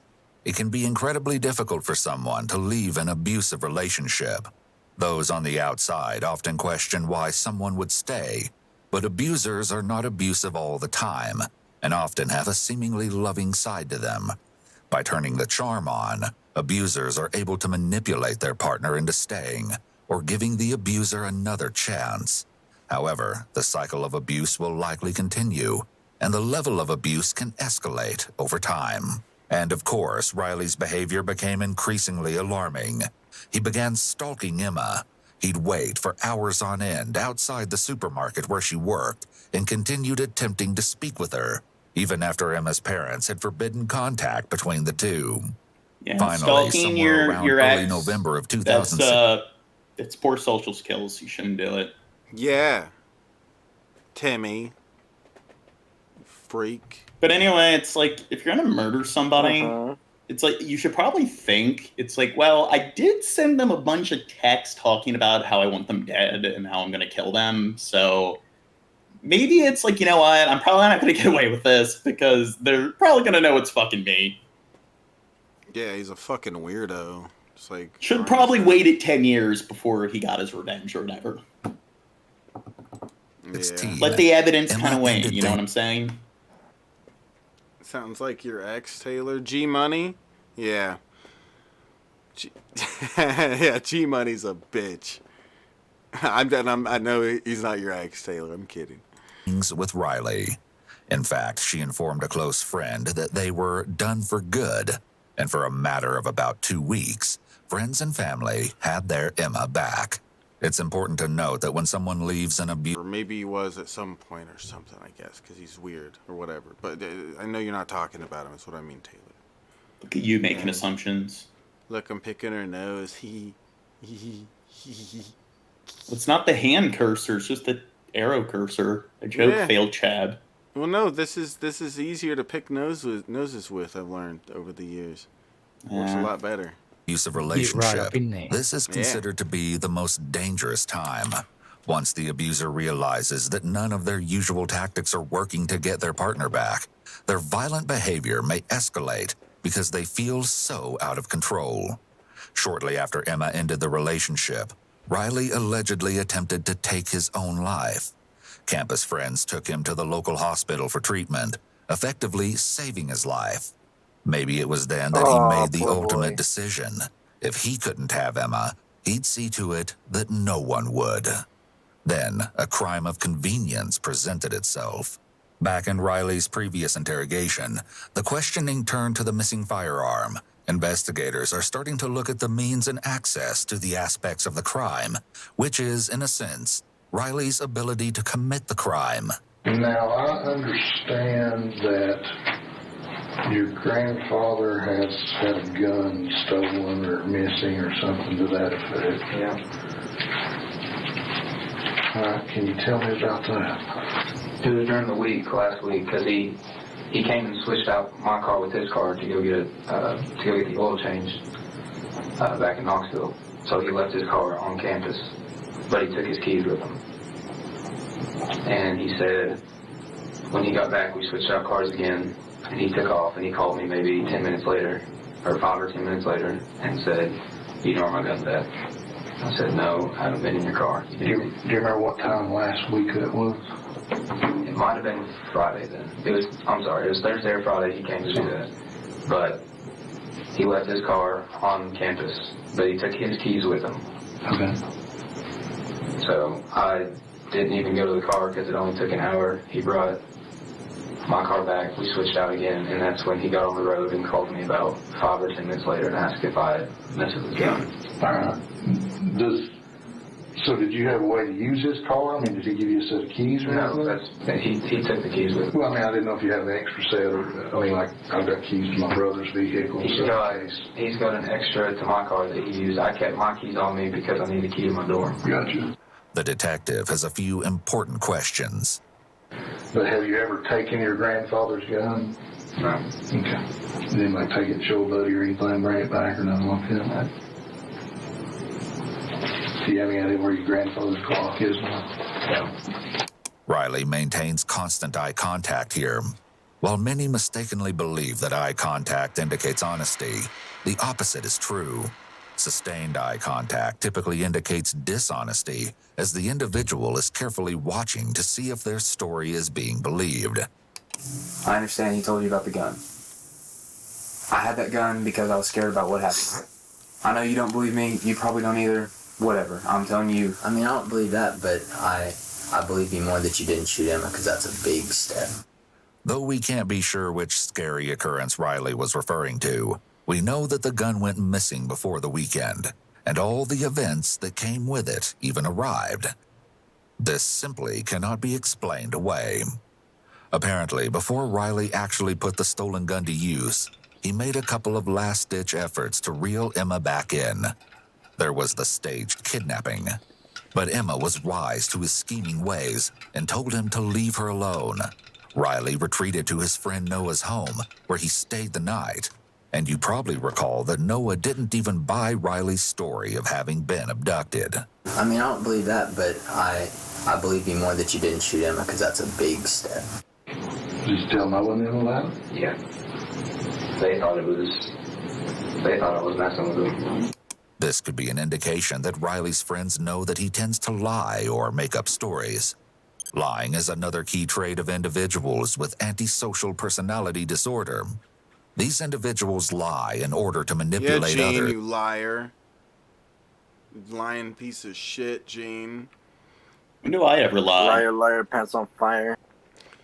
Gene, say that you don't lie. I lie occasionally and I tell fibs, but everyone lies. I was reading an article from Scientific America. That's a lie. And they said that the average person lies 60 times within a 10-minute conversation. So, did you just lie to us? Okay, because this conversation been a couple minutes. 60 times? Yeah, 60 times in a 10-minute conversation. Look it up. Scientific America. Average person lies 10 minutes. Well, I don't lie. I'm not or you, 60 Gene. times 10-minute Doesn't conversation. get their I'm needs not met. you, Gene. Since people with antisocial personality disorder lack empathy, they're often indifferent to the fact that their lies and manipulation can harm others. Wait, now, After the did you also know kidnapping failed to win? No. that people with antisocial personality disorder are typically pretty antisocial? Wait, really? Yeah. Since when? I don't know. Crazy. That's Since the condition was conceived. Yeah. I don't like going out to places, but if you have a conversation with me, I also socialize a lot. I don't show some lies. Socialize a lot, he said, and well, I think that's the title of the condition, but it's just there's still a bigger and broader definition of it. No, it's not just being antisocial. I can explain it, Chab. No, I'm doing fine. When it comes to a general definition, like people use the term asocial or antisocial interchangeably, but in clinical psychology, when it comes to like a medical like textbook definition, antisocial behavior is things like violence, things like abusing others, stealing, criminal activity. So it's not typically referred to, like you don't usually use it when you're describing people who are anxious or shy or who have problems just with communication and so forth. So that's asocial behavior. Getting tongue-tied in conversation, being introverted, being reclusive. In the like clinical sense, that's asocial. Violence, criminal behavior, throwing temper tantrums because you don't get your way, being a sore loser, that's antisocial behavior. Dingle? Dingle. Wow, I was just thinking about him too. Well, that's the thing. Right, you can be introverted and have good social skills, and you can be extroverted and really outgoing, but you can have bad social skills. You can be overly competitive. You can just be rude and crass and disrespectful. Or you can talk too much during podcasts. Oh yeah. I'm just kidding. Oh, no one else I'm is joking. doing any talking. Shut up, you I'm piece of shit. joking. You antisocial. Shut up, I was just joking. Fucking asshole, yeah. I'm not gonna take a joke, Gene. Okay. Whoa. Cacock. Cacock. Alright, back to the video. Riley conjured up a new plan and put it into action the following morning, Saturday, November 19th. The infamous masked man, dressed in all black. Emma was so terrified she'd later tell her friend she thought she was going to die. So you went to the backyard, checked, see if you saw anything. How do you get in the backyard? A good question here, seeing as how detectives know that a shot was fired into the house from the backyard. There's off to the right side of her house, there's a gate that has no lock. You can just open up the latches and move it. Detectives are effectively establishing Riley's familiarity with Emma's house and yard layout, which supports the establishment of ability, knowledge, and opportunity to commit the crime. Riley's knowledge of where to shoot in order to strike or frighten Emma is an important piece of evidence related to his ability to carry out the crime. Of course, by the time Riley arrived, the masked man was conveniently nowhere to be found. Sounds like he wasn't even maybe trying to even kill her. He was just trying to scare her. And he was he didn't expect, he was mind blown to figure out she actually died. It seems like he was just upping his craziness and he decided to go shoot a hole in her thing, but like I don't know.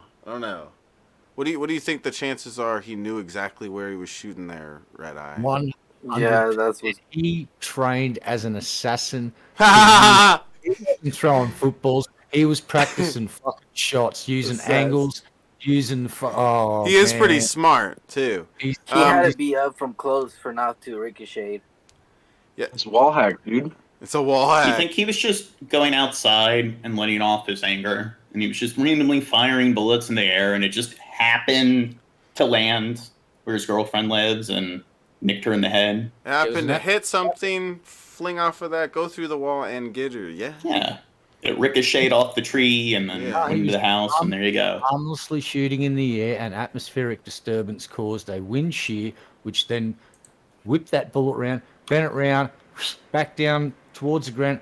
Another atmospheric disturbance happens, levels the bullet out so it goes, the trajectory then straightens up to just travel through the wall like, it was fired from a position that maybe someone, it looked like someone was holding it. Probably be around the same height as a human being could hold the weapon at, Well, not the wall. It actually hit a squirrel, and then somebody else saw it, and that stranger's like, you know what? I really want to fire some guns in the air. And then that person fired a gun in the air. And then that bullet went through another Rube Goldberg kind of process, and then that was the bullet that killed her. So he really didn't kill her. No, let's keep it simple, stupid. It was a squirrel. It was retaliation from squirrels. Squirrels have had enough of our shit. Watch Rick and Morty. Squirrels are pretty smart. Yeah. The squirrel got killed, and then its squirrel homie saw that and thought that it was the chick, and decided to take her out by shooting through the wall. Those squirrels don't play no games. That dude shot that squirrel dude, this little squirrel's girl, and the squirrel shot that dude's girl. It was just payback. It's very tribal. Squirrels are gangster. Fuck yeah. Around that very time, Emma's mother. 006 makes a good point in chat. He says if it was her room, then he knew it was there. I mean, devil's advocate, dude's not John Wick. Well, he obviously knew it was her room. I'm saying, he knows about where her bed is, and her bed is long ways against that wall, and he knows what side of the bed she sleeps on. I beg to differ. I think this is an indication that he is fully like John Wick, because he could sense her through the wall. Yeah, I just feel like he probably knew that he was getting around that area and stuff, but also at the same time, I'm saying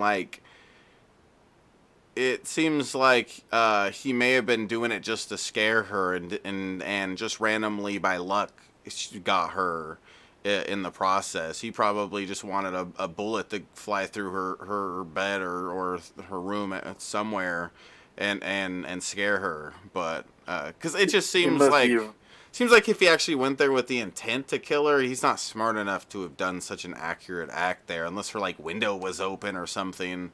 I would think. I don't know. Because that would have been dumb of him too.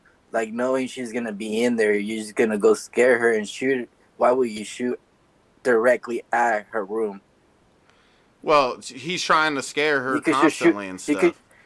You could just go next to her room and just let off in the ground, and that's it. Yeah, I don't know. I'm just thinking. I'm thinking. Gene, am I thinking good? Am I smart? Nah. Yeah. Thanks, Gene. They're returned home. home. I think he should have killed her, and then he should have just hid the pistol in his mother's purse. Okay, stop, Gene. You're so evil. What? We're just joking. We have the disclaimer at the beginning. I only like when Young Mind makes that kind of joke. Okay. Should put the disclaimer that we're really just talking about stuff in Minecraft. You're in Minecraft. And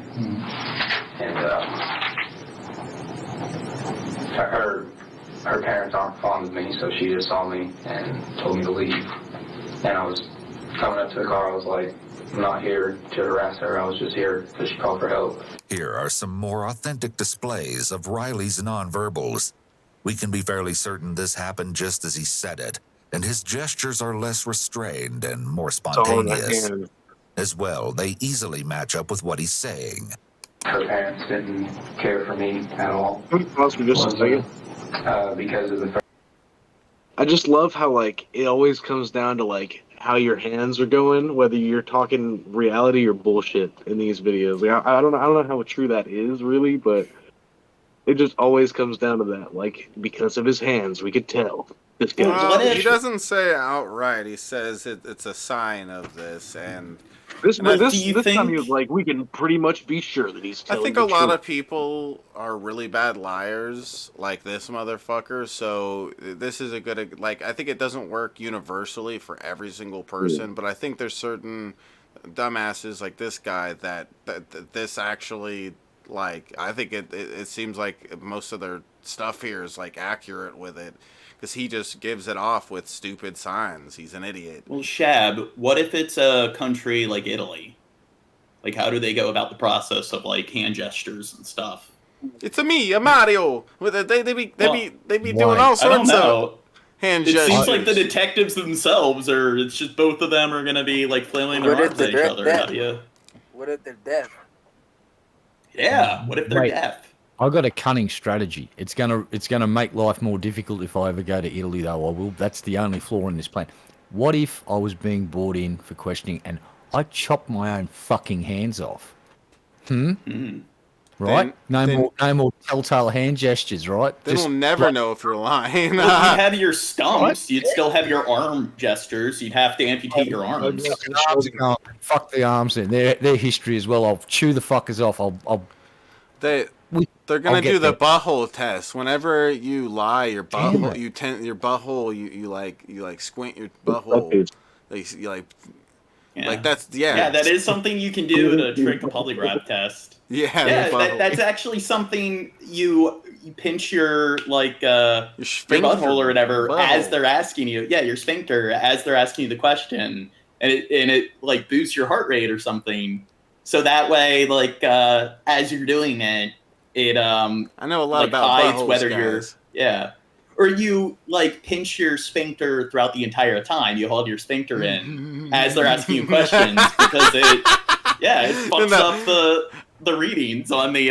But your butthole, I don't think it's. Wait, what? I don't know. Are you the Queen of England? And you go, oh yeah, 10 cent butthole. And you go, yes. And it comes, well, damn, he's telling the truth. If you squeeze your butthole just right, you can fail the polygraph test. You can basically say yes or no at will just with the power of your butthole. Yeah, your booty hole is powerful. It's true, Arnie. Amazing. You can go.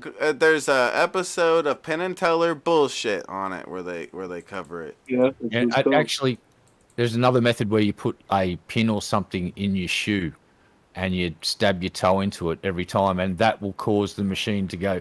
So you can, when they ask you something that's obviously blatantly false, you can go boop, and it'll make out like you're telling the truth, and that will throw the whole test off, and that's the point of trying to get them off their fucking baseline, I do believe. You could also a pin in the toe, just any sensation that can cause you sort of take a bunch of amphetamines before you do the test. Whoa! All right, back to the video. You could also you could also just like grab the polygraph machine and bash the detective's head in with it. Whoa! Calm down. On Minecraft. On Minecraft. What the fuck, Gene? Get this. We were having fun talking about buttholes and stuff, and then please escort this guy off of the stream, guys. Wow! Escort this guy. I don't know who even let him in here. Is Drunken around? Oh, there he is. What's up, Drunken? Yeah, and now he leaves. Okay, back to the video. First time we broke up, I had cheated on her. Oh, I fucking called it. And her parents never. Oh, he's a cheater too. What a piece of shit. He's a rich boy jock asshole who also cheats on his girlfriends. What a surprise. And then he murders them. And then he murders them later on when they don't want to be with his cheating ass. How horrible. They're not allowed to leave him, but he's allowed to cheat on them. Yeah, isn't that crazy? Imagine being this girl. You get cheated on, and then this guy... Who does that remind you of, Shad? This guy on the screen? Yeah. That we're watching? I don't know who. Oh, like some of the people... I'm not going to bring up their name. Oh. Yeah, some of my obsessed people. People love me, Gene. I'm amazing.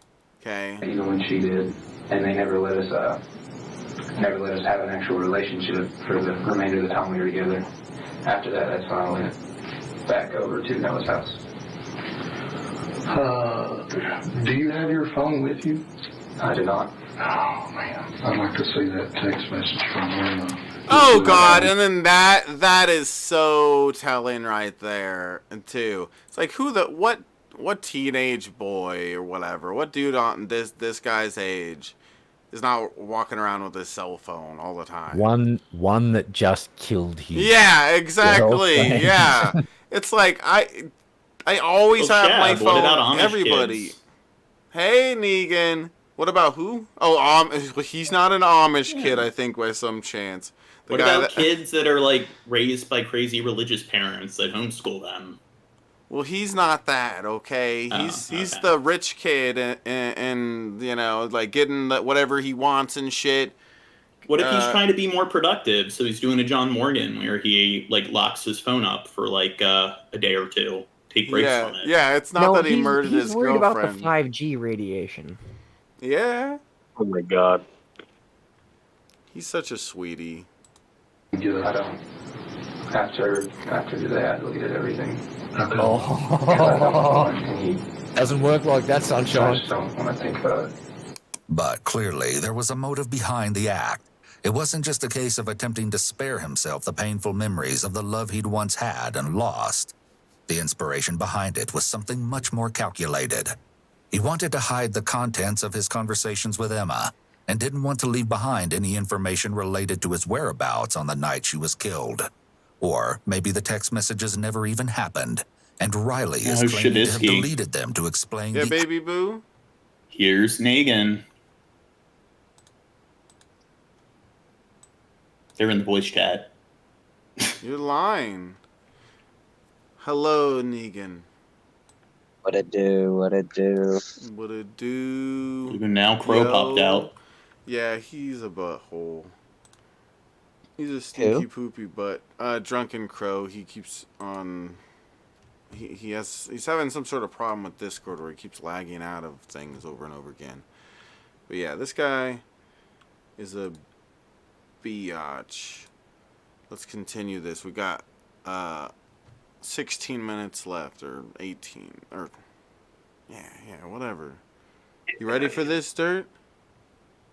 Yeah, dude. Let's see it. I want them to make this kid cry for what he done. See, this is further proof that we need to. That he murdered. Huh?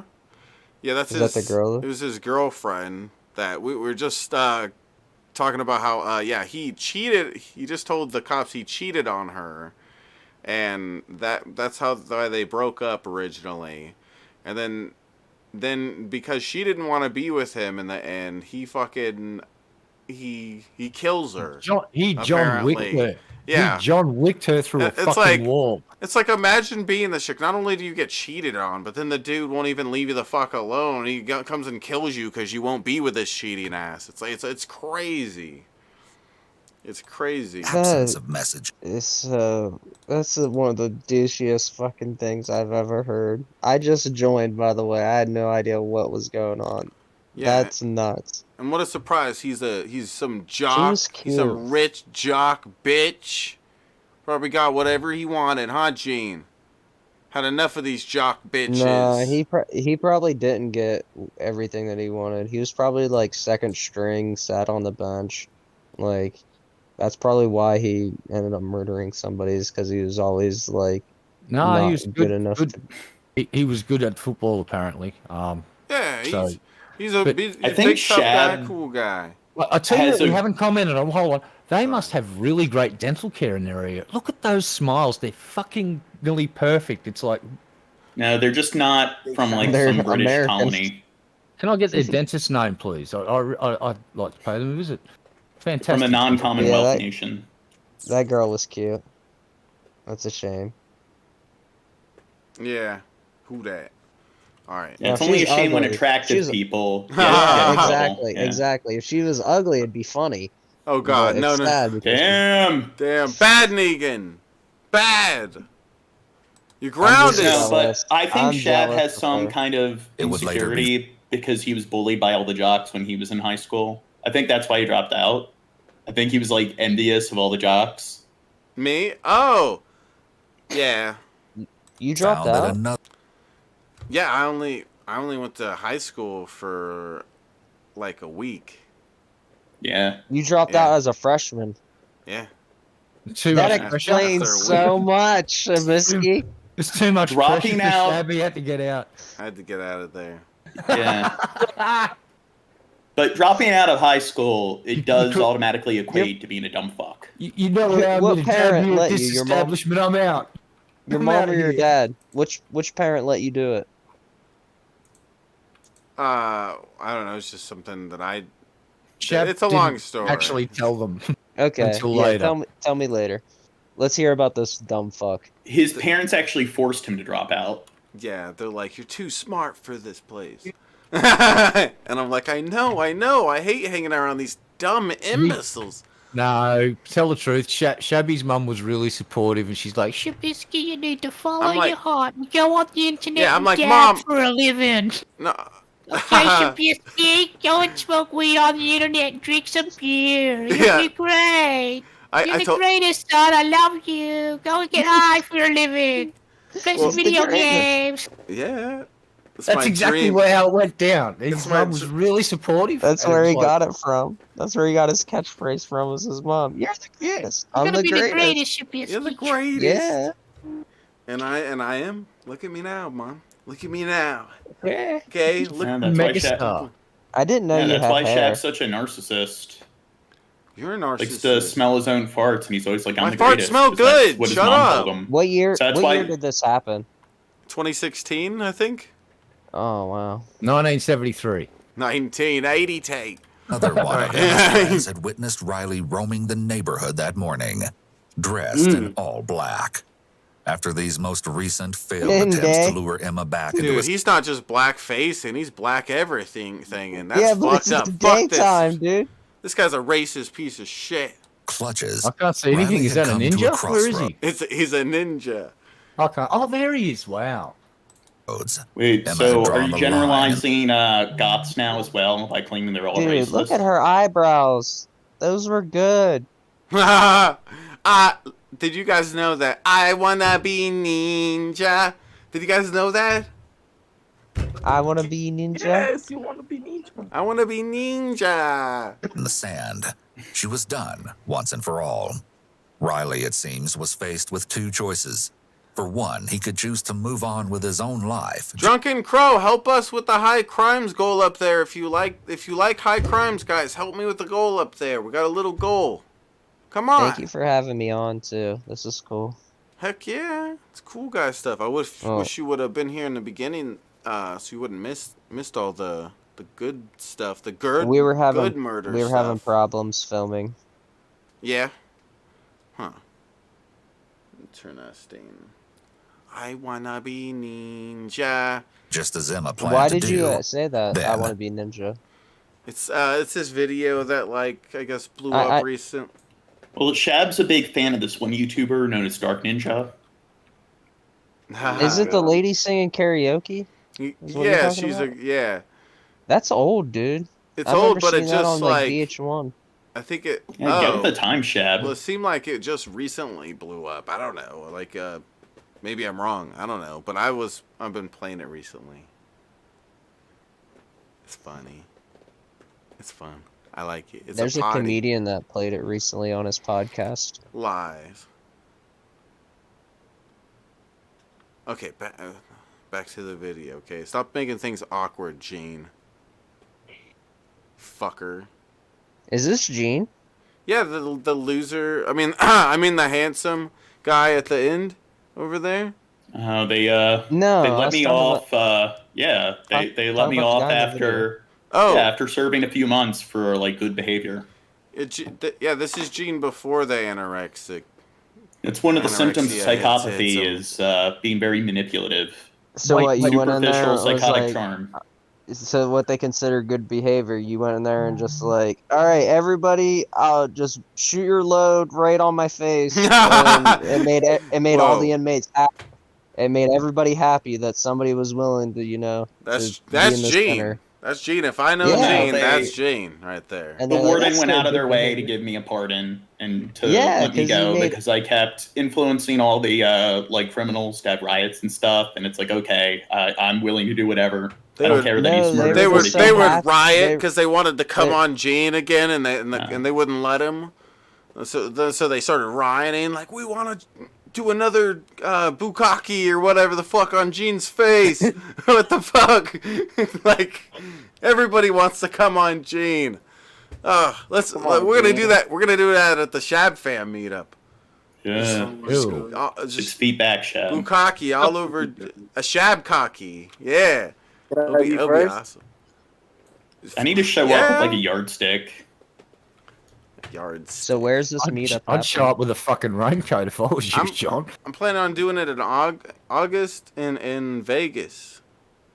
I've never been to Las Vegas before. Yeah? Heck yeah. It's a place to go for lots of hoes. Sin City. Whoa. There was the other lots option. of gambling there, just from what I've heard. Look at that, John Wick. He John Wick the fucking shit out of her. He shot her through the house. He just one shot into her bedroom while she was sleeping. While he was doing a backflip. And that's why I said what that's why pussy. I said. Well, I think that he got lucky with it. That's skill. No, I know somebody in prison right now for doing the same thing. They shot through somebody's house and hit them while they were in bed. And but it was one single shot? Yeah, one shot. And the guy that got shot in the head lived and drove himself to the hospital, and he's still alive today and still has the bullet in his head. And if that guy dies, that kid's getting a life sentence. Right now he has 25 that he has to serve. But if that guy dies before that 25 is up, he gets life sentence. And if he serves that 25 years and then the guy ends up dying after that 25 years, he has to go back to prison and serve the rest of his life in prison. Why don't you just get a really venomous snake and just put it in their outside trash can and stuff? That way they get bitten and... Does he have to die from natural causes, or does it have to be from the gun wound? The gun wound from that gun incident? I'm saying if you want to that gun wound has to somehow affect the death. He can't like die in a car accident and then be like, oh, he's in an accident, you know, or he had a heart attack, you know. It's the bullet, like the damage in his head has to somehow trigger something that kills him. Shut up, Gene. You shut up. Fucking And that's dork. possible too. Had enough of this Gene guy. Wow. Let's yell at him, guys. Let's John Wick Shut up, him. Gene. Let's John Wick this Gene guy. 2 days later, his decision would be reflected in an utterly horrendous act. You probably recall Riley's story of how Sunday night played out. Well, there was more to it than he'd originally led the detectives to believe. In fact, he'd failed to include the most crucial details about Monday's earliest hours. But you said Sunday night that you left Noah's around 11. Yeah. You went back to campus. You said you got there around 11:45. Called him from Mac's phone. From Mac's phone. Riley had borrowed a phone from his friend Mac Siegel, also a football player at Maryville College, because Emma had either blocked his number or refused to answer his calls. Coincidentally, Mac was one of the friends who took Riley to the hospital for treatment a week or two earlier, after his attempt to take his own life. Oftentimes, people who are highly manipulative and controlling in relationships will make, or fake, an attempt to take their life as a means of trying to manipulate and control their partner. This is truly the ultimate form of emotional manipulation. This was That's the point why where every Riley time realized Gene he'd have to says he's log gonna out of his... kill himself, I tell him, do it, pussy. Oh my Whoa. god. I don't remember saying that. Whoa. Okay, calm down, guys. Oh my god. Wow. That went from 0 to 100 real quick. Oh my god. We need some. Hey, it's my first episode on here. I gotta make an impression somehow. What's up, Mickey? Guys, hit the like button. Hit the thumbs up button. We I need... think it's usually other people that tell me that I should, to myself. Shut up, Gene. Your penis You looks shut up. weird. Shut off yourself, Chad. Your, Minecraft. your dick looks like a chihuahua dick. Shut up. Okay? grandmother's Project computer in order to access his college email, or so he said. Then Riley's story took a peculiar detour, a poor attempt to explain away an account of a very suspicious alleged conversation that had made its way back to detectives. You get back to the dorm, you said around 12:15. Yeah, my dorm. Walker's there. Yes. So, how do you have a conversation when you come in at 12:15 about how to get fingerprints on? No, it wasn't a conversation with him. I walked in there and I was about to get on my laptop, so I was in there for maybe 5 minutes and then realized that I had to go back to log myself out of my Maryville College email address.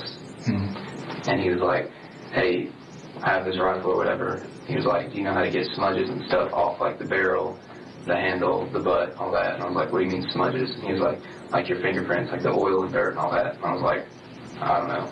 Riley has made a poor attempt to establish an alternate set of facts in order to cover up the conversation about removing fingerprints on a firearm. However, detectives likely believe they have established Riley's knowledge of guilt, despite the fact that Riley was in a state of despair after the phone call with Emma hadn't gone well. He took the time to research the question further.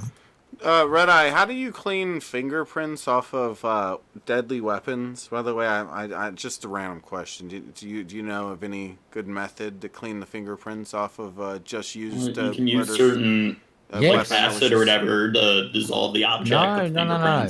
You just head to the local volcano and you throw them in there. But what you don't do is go and get your two friends to come and help you dispose of the weapons, and you definitely don't stop for Hot Pockets and then make a second stop for fucking junk food somewhere else. I'm assuming McDonald's or first Hot Pockets, then they take the gun, they all play catch with it, so I could get all over it. No. Then more Hot Pockets. What? No, you hot Pockets, stop for fuel and more food, then go play yeet the weapon into the river, and then you get but before you get to yeet anything, the police grab you and give you more Hot Pockets. What you do, Shad, you didn't need enough Hot Pockets. You're going to jail. What? You use like cyanide and you burn your fingertips and the cyanide and everything, and then that completely removes your your fingerprints. So I've always wanted to remove my fingerprints. they won't be able to connect it to you. I want to make my own new fingerprints. I want them to be... But do it after you commit the crime, so if they do find fingerprints, there you go. You just get that doesn't work forever. Your fingerprint does eventually like reform. Oh, I'll do it again in a couple. Not if you burn your fingertips off with the laser on a, for instance, a laser printer can do it. That'll also tattoo you. I've seen someone give themselves a fucking tattoo with a laser printer. Insane. I've seen somebody burn a tattoo off with the laser. I've seen someone burn one in with a laser as well, which is rather cool. Or you could just cut off all your fingers. I used to go to school with this one person who smoked a lot of meth that burned his fingerprints off for smoking too much meth. Yeah, they'll regrow. But you said they can grow back, but the point is that right after you commit the murder or something, that's when you, destroy your fingerprints and everything. Right, and then just do it every... Yeah, it just right makes you look before, suspicious.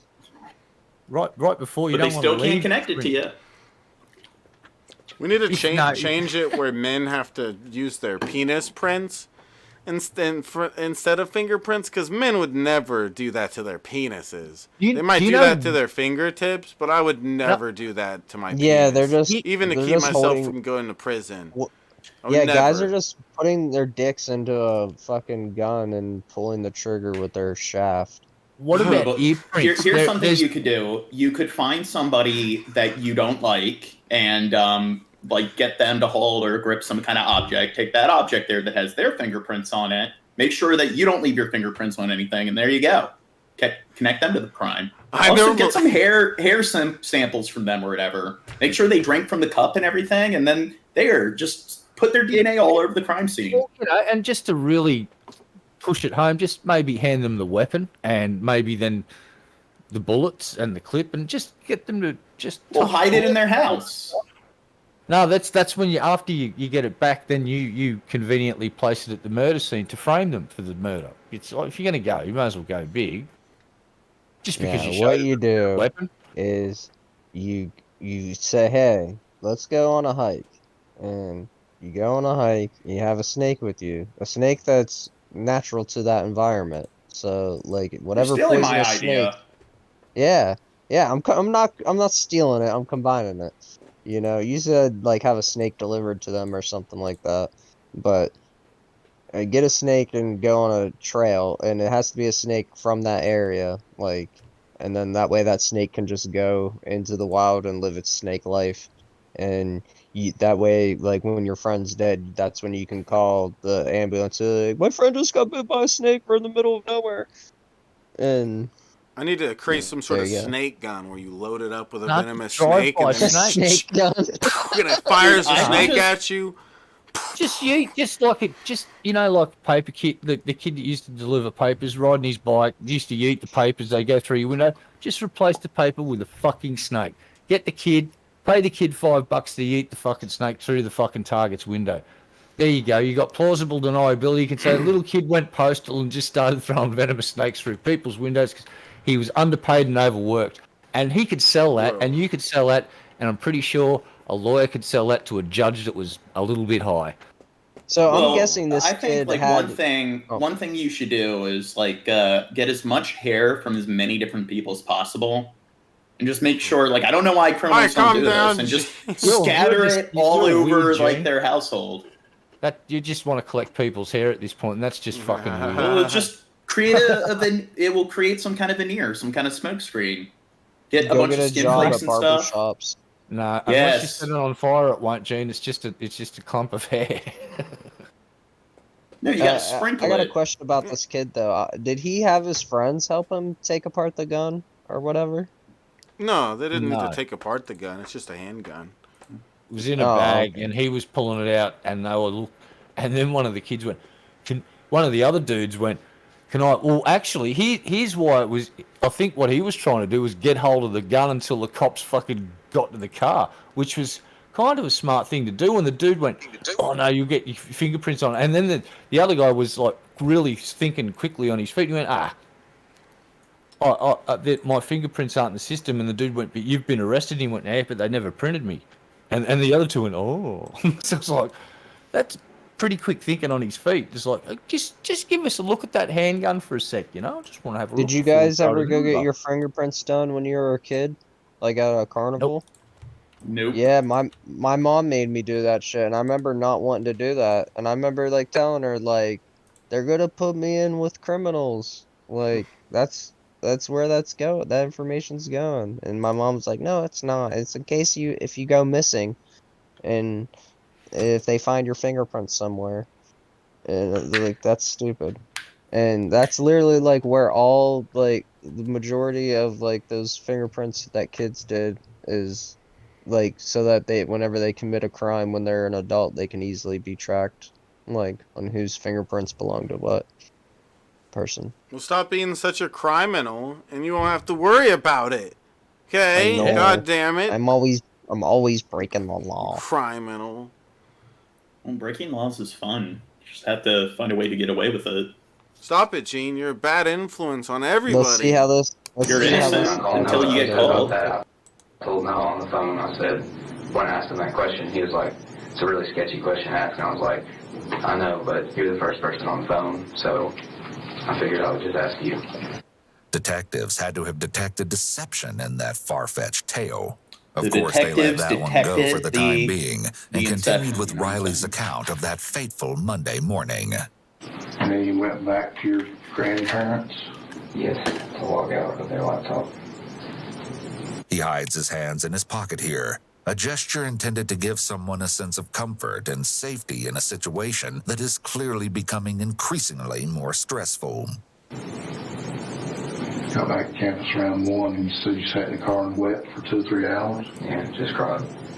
And why was that? I just kept, because I knew she wasn't going to come back, and I've always thought her to Just come back shut in the up. past, and I was she blocked me on everything, so I couldn't send her anything. The only thing I could send her messages on was Twitter, and that's when I told you I sent that message around 1. Yeah, just do that shit. I just told her how much I loved her, and that I was sorry that she didn't want what we had anymore, and that I hoped that she was going to do great things in the future. It appears that Riley is picking at his nails here, which is a grooming gesture.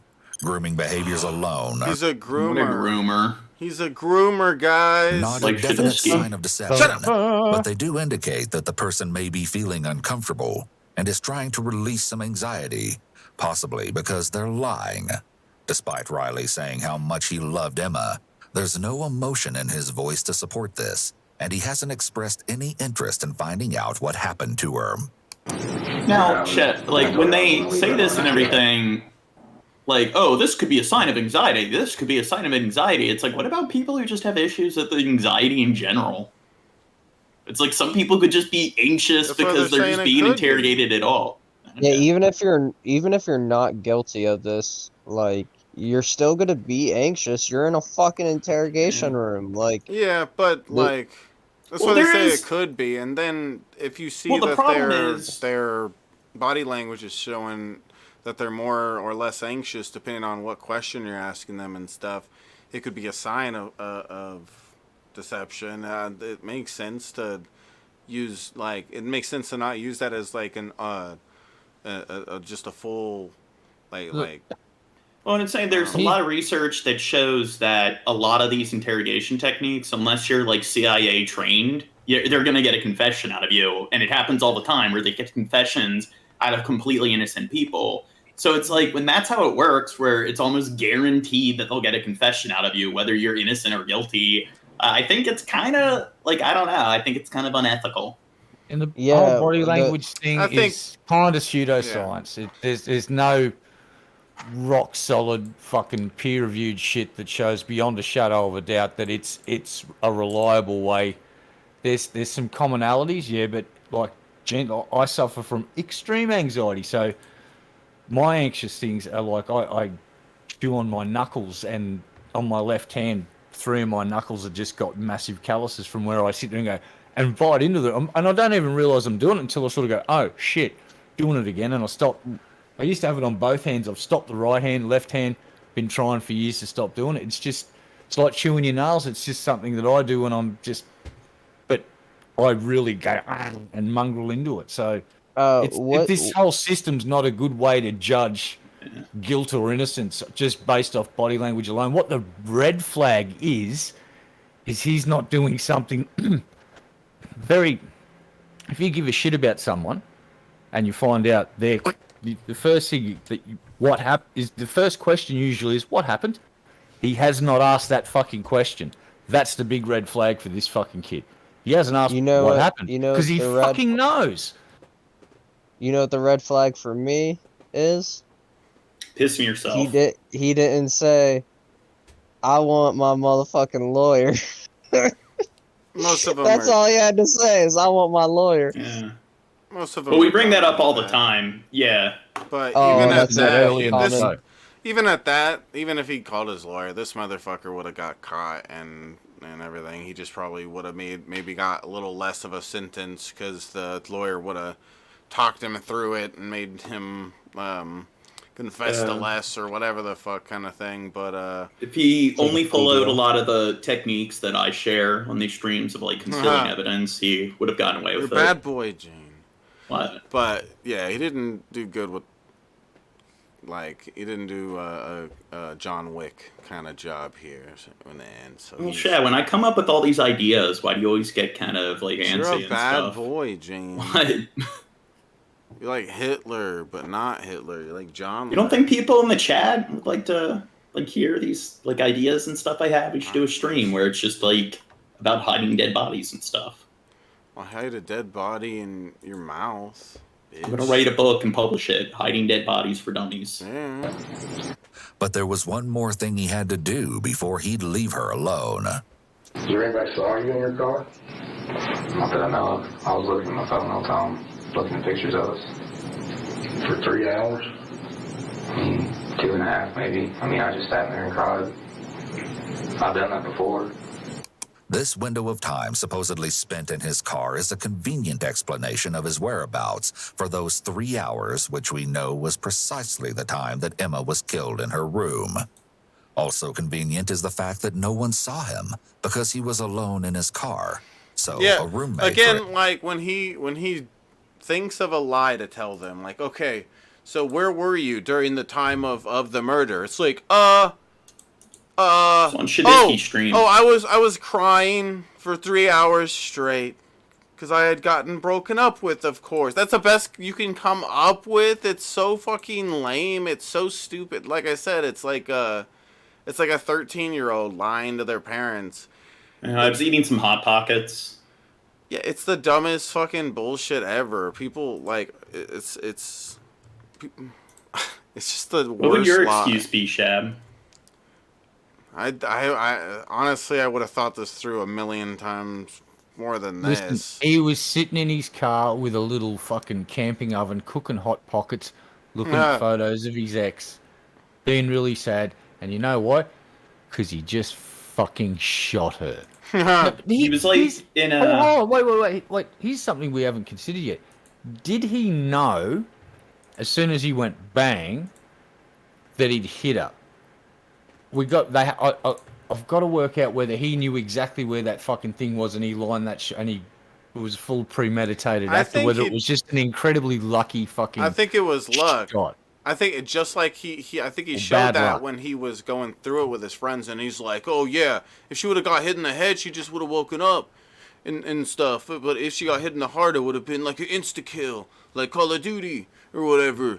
Like he's just I like think he's like Bullseye from Daredevil. I think that goes to show his ignorance in the whole situation and how it really was. Seriously, just like he may have known, like he may have tried to get around the bed area that he expected her to maybe be, but it's probably like mostly just luck. And I still think he didn't even necessarily want to kill her here. He just wanted to scare her, and his ass like randomly shot her in the process. What if it was a like Andy Dufresne kind of scenario, like from the Shawshank Redemption, where he's actually contemplating murdering his wife, but he didn't follow through, but then conveniently somebody else happened to kill his wife, and he got he happened to just be thinking about the same thing as it happened. Maybe he was in the car thinking, you know what, I want to murder her with this gun, But then he's like, you know what? I'm not going to follow through with it. And then, like I said, some hunter's bullet or whatever just happened to fly in I and know kill her. exactly who it was. It was that bitch Brittany. She said, "You have my fucking the same dress as me. Then you can't have that shit." It was a girl from school. For instance, can't be questioned later and asked when Riley returned to the dorm that night. Riley, the master manipulator, is using his go-to tactic, his supposed emotional distress. The detective then deferred to his partner and asked if he had any questions. However, Riley was wise to the tactic. They were playing the good cop, bad cop role. Like, they legit, like, I didn't know cops actually did that shit, and they do. Because the one that was being decent was asking me all the questions, and then when he was done, he'd be like, "Whoa, do you have any questions?" hold on. And then the guy would just be like, "Yeah, I was just wondering why you're a little foggy." Where is this footage of him like talking about the interrogation from? His friends, his friends helped with the case by putting a camera and they were wired, and they helped. Oh, so his friends were rats. He fucking rat. His friends ratted him out. We're bros before hoes, bro. Yeah. Well, that's one way to look at it, or the other way to look at it is one of their friends just got brutally fucking murdered and they wanted to bring the fucking asshole that did it to justice, or they ratted out their bro. You be the judge. Bros before hoes. Hoes before bros, yo. Whoa. That's crazy. Bros don't rat on other bros when they murder their girl. Pussy before bussy, yo.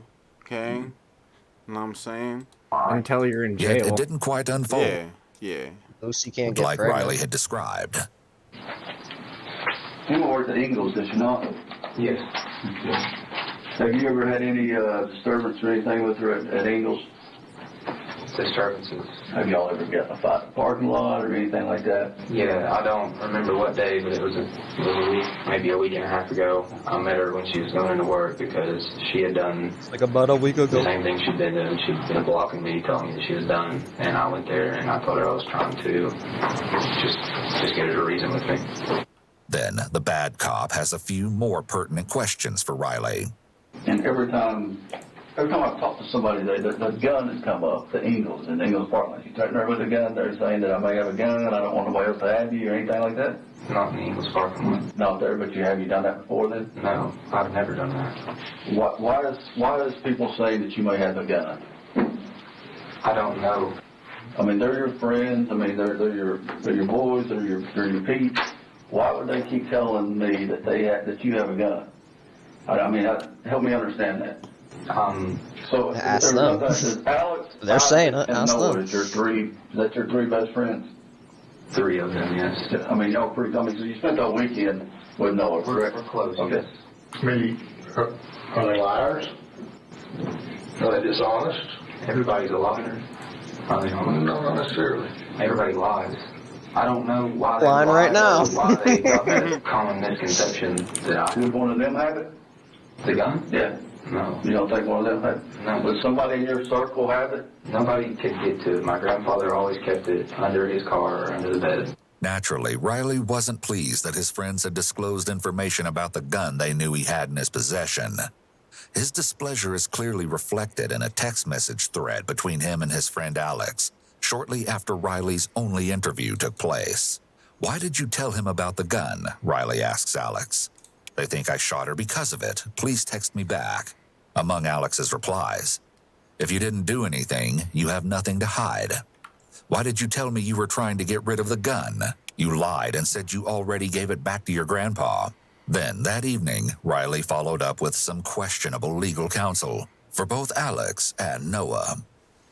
What I'm saying is if I have to go to court in front of a grand jury or anything and you have to testify, or if the cops come and talk to you again, whenever you talk to them, just be like, you were too afraid to tell them that you were on acid because you thought you were going to get in trouble. No, that's true. I would never mention that, Yeah, and if anything about that gun, just say, I must have misunderstood or something because I was tripping balls. I really don't know what was going on. He was just, like, Riley was just complaining to me about some stuff. I guess I thought I heard something about a gun, and his grandfather thinking that he took it. You know, if you tell him you're on LSD, you were drunk, and you were high, your mind was altered. Whatever statement you give them wasn't a straightforward answer. if you just tell them that you were on acid, high, and drunk, and just you didn't really understand what I was saying, you just kind of went along with it. I just tell them I was the only sober person here. And I guess I'll talk to Isaac, because Isaac's going to be sketchy about that too, with telling the cops that he was on a drug, but I'll talk to him another time. The detectives decide it's time to confront Riley. It's obvious he isn't being forthcoming with them, and they definitely aren't convinced by his elaborate lies. They apply more pressure as they lay it all out for him. We have a gun that belongs to your grandfather that is missing. Okay? We have all your friends saying that you've been talking about this gun. We have one of your friends saying that he saw you with the gun, that you showed him the gun, and that you told him you got it from your grandfather. Okay? Okay. I find it hard to believe that these guys are just making this shit up. I don't have anything else to say. I've told you the truth from me. So that's, if it's going to be the same question, that's the same answer. Riley is clearly frustrated at this point, but he sticks with his original story and remains consistent. In a last-ditch effort to get more from Riley, the detectives divulge a bit of what they've found so far. We recovered some rounds, and those rounds happen to match the same type of ammunition that your grandfather uses in his gun. So you do know how she died? And I didn't say that. I said that we have recovered some rounds, and those rounds are the same type of rounds that your grandfather uses in his gun. Did he already ask Look at them his how hand she died? movement, even while in his pocket. I don't know. 'Cause- seems like he hasn't said anything about it until now. Because he just said, so you do know how she died, like as if he already asked them if. I thought he did at the beginning. Oh, okay. Because Red Eye said something earlier, like a red flag for him was. Yeah, when it's you're the told- first thing usually asked when you're in a situation and someone's died, is you're in shock and you usually blurt out, "What happened?" Because you're oblivious to what he didn't do. That's the red flag. He said he heard a rumor. Oh, okay. He went through a list of things that he'd been told by other people. He didn't just flat out say what happened. He started going through a bunch of hype to basically muddy the waters of, because he's assuming at that time nobody knows what happened. But yeah, it's just that's the first red flag. It's a bit of a tell for people, and that's a psychological thing, not a body language thing. It's just how people think. If you've just been told someone close to you's died, what happened? Because you just go, holy shit. This dude did not do that because he knew something had happened, and he was pretty sure that he happened. So His yeah, hand that's shifts all I up was to cover pointing his out. stomach when he's told the bullets match his grandfather's gun. When someone finds themselves in a vulnerable situation, they may put their hands over their stomach to comfort themselves and feel more protected. When a suspect doesn't show a level of concern that is appropriate for the situation, detectives will see this as a red flag. While it's true Hey, that people Gene, may are you handle taking grief notes? and difficult news Take differently, notes, Gene. having a complete lack of Do reaction the to finding exact, out the cause do of the your exact loved one's opposite. When you unexpected get death nervous, do would not be touch your unusual. stomach. Yeah, stop rubbing your belly, Gene. Yeah, I have a very difficult time dealing with like emotions and anxiety and everything. You got to learn from these people's mistakes. That's how you get away with murder. Is do the exact opposite of them. Yeah. Rub your belly, Gene. For someone who is innocent. Riley's focus throughout the interrogation has remained on himself, and he hasn't expressed any interest in finding out what happened to the girl he supposedly loved. Of course, we're now aware that he knows exactly what happened to Emma. If I am able to find your grandfather's gun, then I can match that to these rounds that I found and determine whether or not that gun and these rounds are actually from the same place. So, help me. I'm helping you. Okay. I don't know. I understand that. But Riley sticks to his story. Your timeline, while it's somewhat consistent, still has holes in it. There's one major hole in his story. You say you sat in the car for 3 hours and wept? Yeah, let me ask you, did you call anybody during that time? Any friends or family or anything like that? Of course, Riley can't recall for sure. He'd have to take a look at his cell phone, which conveniently is not on him at this time. But with the help of local cell towers, Riley's path during those 3 hours is traced. And the findings completely destroy his story. Riley left campus slightly before 12:15 a.m., just as he'd stated. However, he didn't return until approximately 4:20 a.m. At the time Emma's death was estimated to have occurred, roughly around 3 a.m., Riley was clearly in the vicinity of Emma's home, nowhere near the college campus. This evidence is difficult to refute, to say the least. As the interview is coming to a close, the bad cop drops one more bombshell on Riley. Outside that house today, the house was shot up, a couple rounds. All right. The rounds that were found out there, hold on. Okay. The rounds that were found out there came from your grandfather's gun. I don't know where the gun's at. Who would want to shoot that? Who would want to take your grandfather's gun and take it to that house and shoot at that house? The bad man that abducted him. I do not know where the gun is. Do you know anybody who'd want to do that? I don't know anyone that would ever want to hurt that girl. Riley's His grandfather. And lack of My grandfather feeling for always Emma thought is she was a evidenced bitch. in the way he repeatedly refers to her as that girl, rather than using her name. This also I mean, like, why allows him not to distance blame himself from Granddad? her. I mean, he's going to die Riley soon rem- anyway. Oh, God.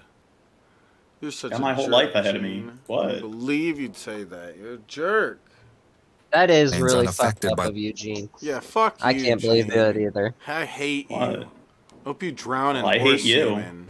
When I thought you couldn't get any fucking Yeah, lower. fuck you, Gene. the pressure and is very confident, so much so that it almost seems as if this is something he's familiar with. Though Riley may appear unaffected by the pressure, he's rubbing his face, which is generally considered to be a self-soothing behavior. Then the detective proposes a potential explanation. I'm not saying that. I'm not saying that he's trying to hurt her. Maybe somebody was trying to scare her or something. I'm not saying that that's what's happened over there. But I'm saying that the house was shot. No, I don't know anyone that would want to do that. The detective seems to be trying to provide Riley with a way out, a possible explanation that he can use, because it's likely easier for Riley to confess that he was trying to scare Emma, rather than confessing to intentionally trying to shoot her. The detective is probably hoping that Riley will find himself cornered, and then ultimately confess to this less severe explanation of Emma's death. Make a mental note of the detective's explanation. Maybe somebody was trying to scare her or something. I'm not saying that that's what's happened over there. You'll see that it will surface again shortly. At this point, the detectives have found themselves between a rock and a hard place. They're not gaining any ground. The interview is concluded. Riley seems confident that he's outmaneuvered the detectives, as if he already has this one in the bag. They interrogated me for 2.5 hours. If they could, they would have arrested me already. Riley is likely feeling confident that as long as he gets rid of the gun, the detectives won't have enough evidence to convict him. He may have an inflated sense of self-esteem and believe he can outsmart the police and even get away with murder. What's that? However, as he sits Dunning-Kruger on this effect? very sofa, He thinks he's more competent than he really is. Yeah, even though he's so stupid, he doesn't understand that, like, somebody could die. Dude, from getting he's shot got in the this. head. There's no way they could pin it on me. Yeah. Popcorn, the Before two of kettle his black, Gene. Damn, Gene. Yeah, you dumb. What are you trying to say, Nane? I'm just fucking with you. I don't know. I think we should kick Negan. his friends and feeds them false information to relay to law enforcement. There's much more going on behind the scenes than he could ever imagine. The sting operation was carried out Tuesday night, just one day after Emma was murdered and Riley was questioned. As you heard, everything went down as planned, and the operation proved to be a success. When the trial rolled around in May of 2018, Riley and his attorneys adopted a creative defense. You probably recall this. I'm not saying that. I'm not saying that he's trying to hurt her. Maybe somebody was trying to scare her or something. I'm not saying that that's what's happened over there. But I'm saying that the house was shot. No, I don't know anyone that would want to do that. Well, according to his attorney, Riley had never intended to harm Emma. The 2 gunshots that pierced the exterior walls of her home were simply another attempt to scare Emma, in hopes she'd reach out to him for help once again. He never intended to shoot her, they claimed. In the end, though, the jury found no credibility in the defense. Riley was found guilty of stalking, theft, reckless endangerment, possession of a firearm during a dangerous felony, and, of course, first-degree murder. And in Tennessee, a first-degree murder conviction is accompanied by an automatic life sentence. In keeping with her thoughtful nature, March 24th will remain Emma Walker Day in Knoxville. It will remain a time to recall the happy memories and perform random acts of kindness in memory of a kind soul whose life was cut far too short. Well, I mean, was she a kind soul? I mean, just because somebody's a victim of murder doesn't mean we should just automatically brand that as a decent human kind, being. I mean, Jane. come on. Kinder than you. We shouldn't be lying to the relatives just because like their child died. I mean, come on. Yeah. But yeah, only the good die young. She was a cheerleader after all. But yeah, I do think that he probably didn't do it on purpose. He probably just meant to scare her. Of course, that doesn't justify it, but I bet his ass was just trying to scare her, like they said. What did they charge him with? First, it was first-degree murder. They thought there's intent behind that. They thought he went there and knocked her, and that's why he shot where he shot. If they thought it was just an accident, he would have got manslaughter or second-degree murder. He would not have gotten a first-degree murder sentence. It's probably because he explained that he knew that she could be where he was shooting at and stuff like that. Like, I don't know. They probably just wanted to give him a bigger sentence and stuff, but it just makes sense to me because he was all into the bitch. He wanted her back. He didn't want to kill her, probably. But no, he wanted to fuck her up in other ways. He hinted basically that something about her obituary, how he couldn't wait to read it. Was one I thought you were gonna say she was a bitch. Yeah, he's working towards that. I don't know. And he got a gun. He went there with a fucking gun, and he shot where her bed was. He knew that the bed was right where he fucking shot, which is why he put one of the bullet rounds there and popped her in the fucking. He's John a Wick nice style, like I guy. said. Just accept it, okay? God damn it, Red Eye. He should be leading our community into the future. He should be the next president. World president. He was a leader in the making. Okay, I'm gonna end this stream. And then come back with some sort of other stream. It'll be crazy. Oh God. Yeah. It'll be the craziest thing I've ever done before. So, Well, it's 1 a.m., so I'm probably gonna go to bed. But what are we doing tomorrow night, Chad? we're doing PPP. Duh. Yeah. And butt You wanna- sex. Is everyone subscribe to the Pedantic Pedestrian podcast channel in the chat? You have to put a link in the chat for them, Gene. You just gotta stop being a lazy promoter. Oh, God. It's Alright, so... too much work. Wait, I gotta put a link in. Impatient fuck. Oh, you gay. Sorry, Chad. You gay. Alright. Wow. Click the link Gene's putting in the chat, and peace out. Have a good night.